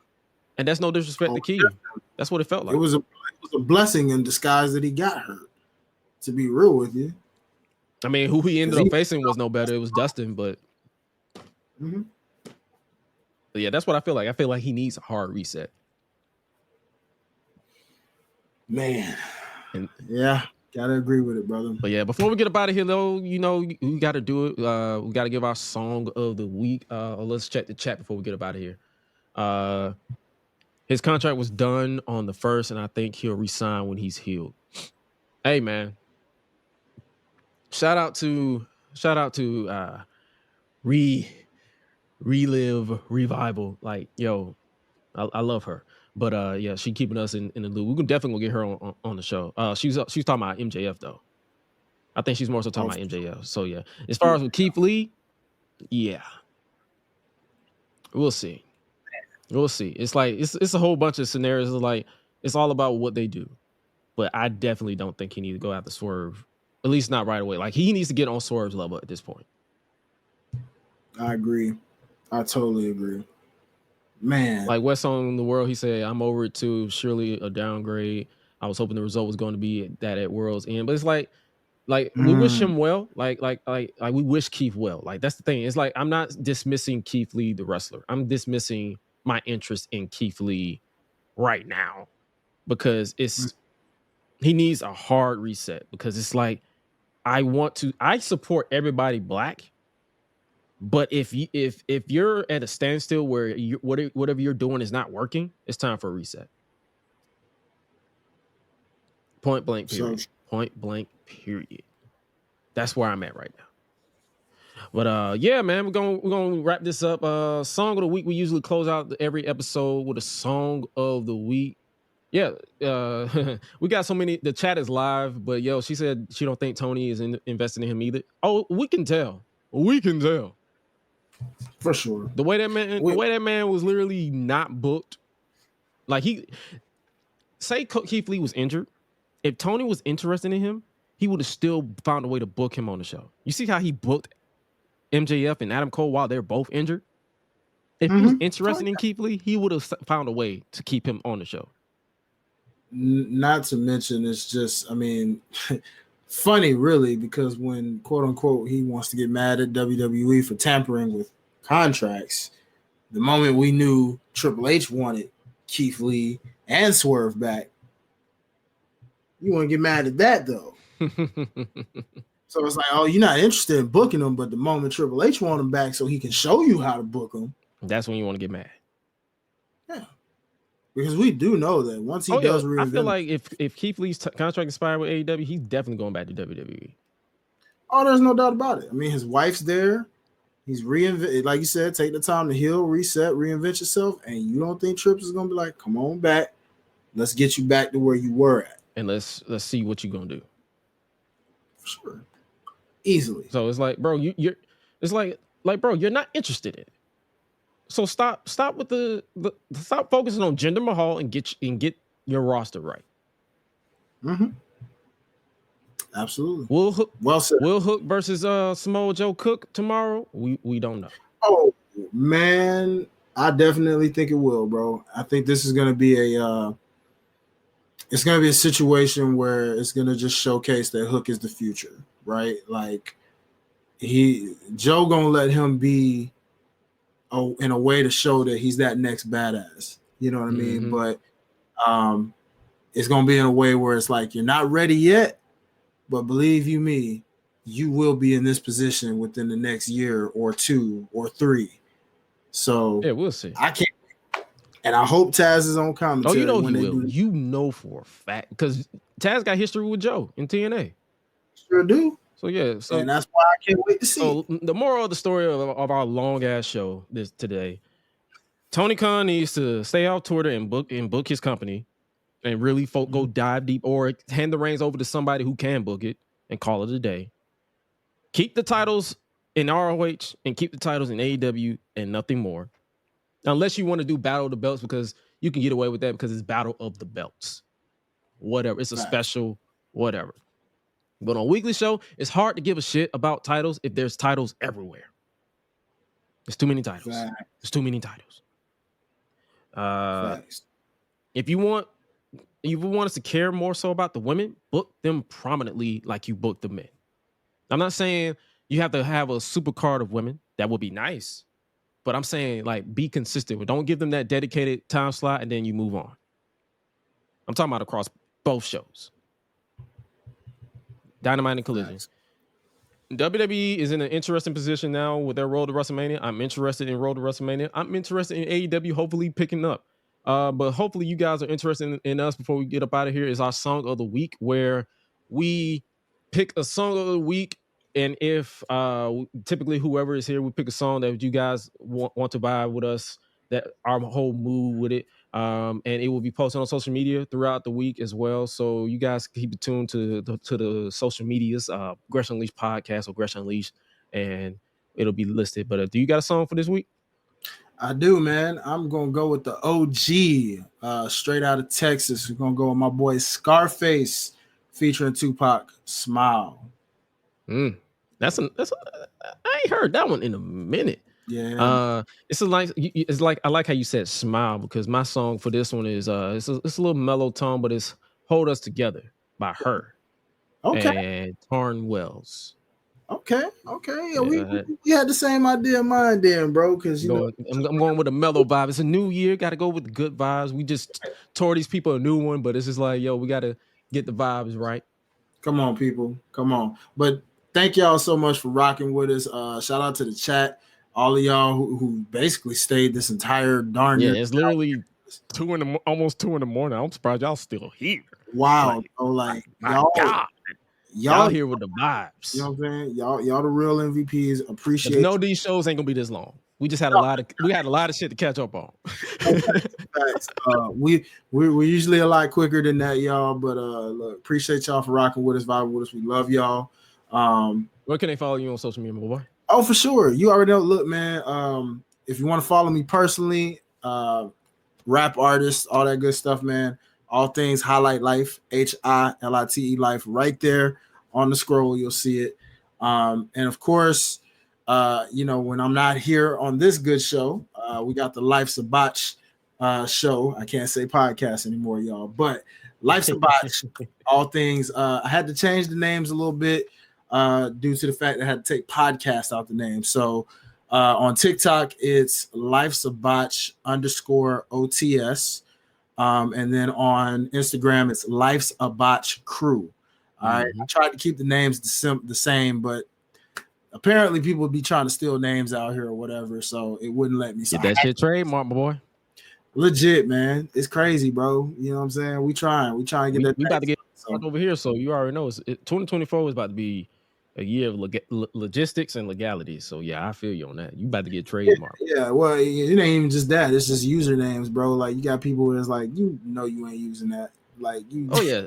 I'm still trying to get the @Gresh username everywhere, but everybody using it. I'm like, bro, these accounts are inactive. Give it to me. Exactly. Like there should be a limit on social media. If they're not active, bro, give up that name so somebody with an active account can use it. But we'll figure it out, y'all. Y'all bear with me, man. Like I said, I'm getting with Derek so we can make sure everything's like solid.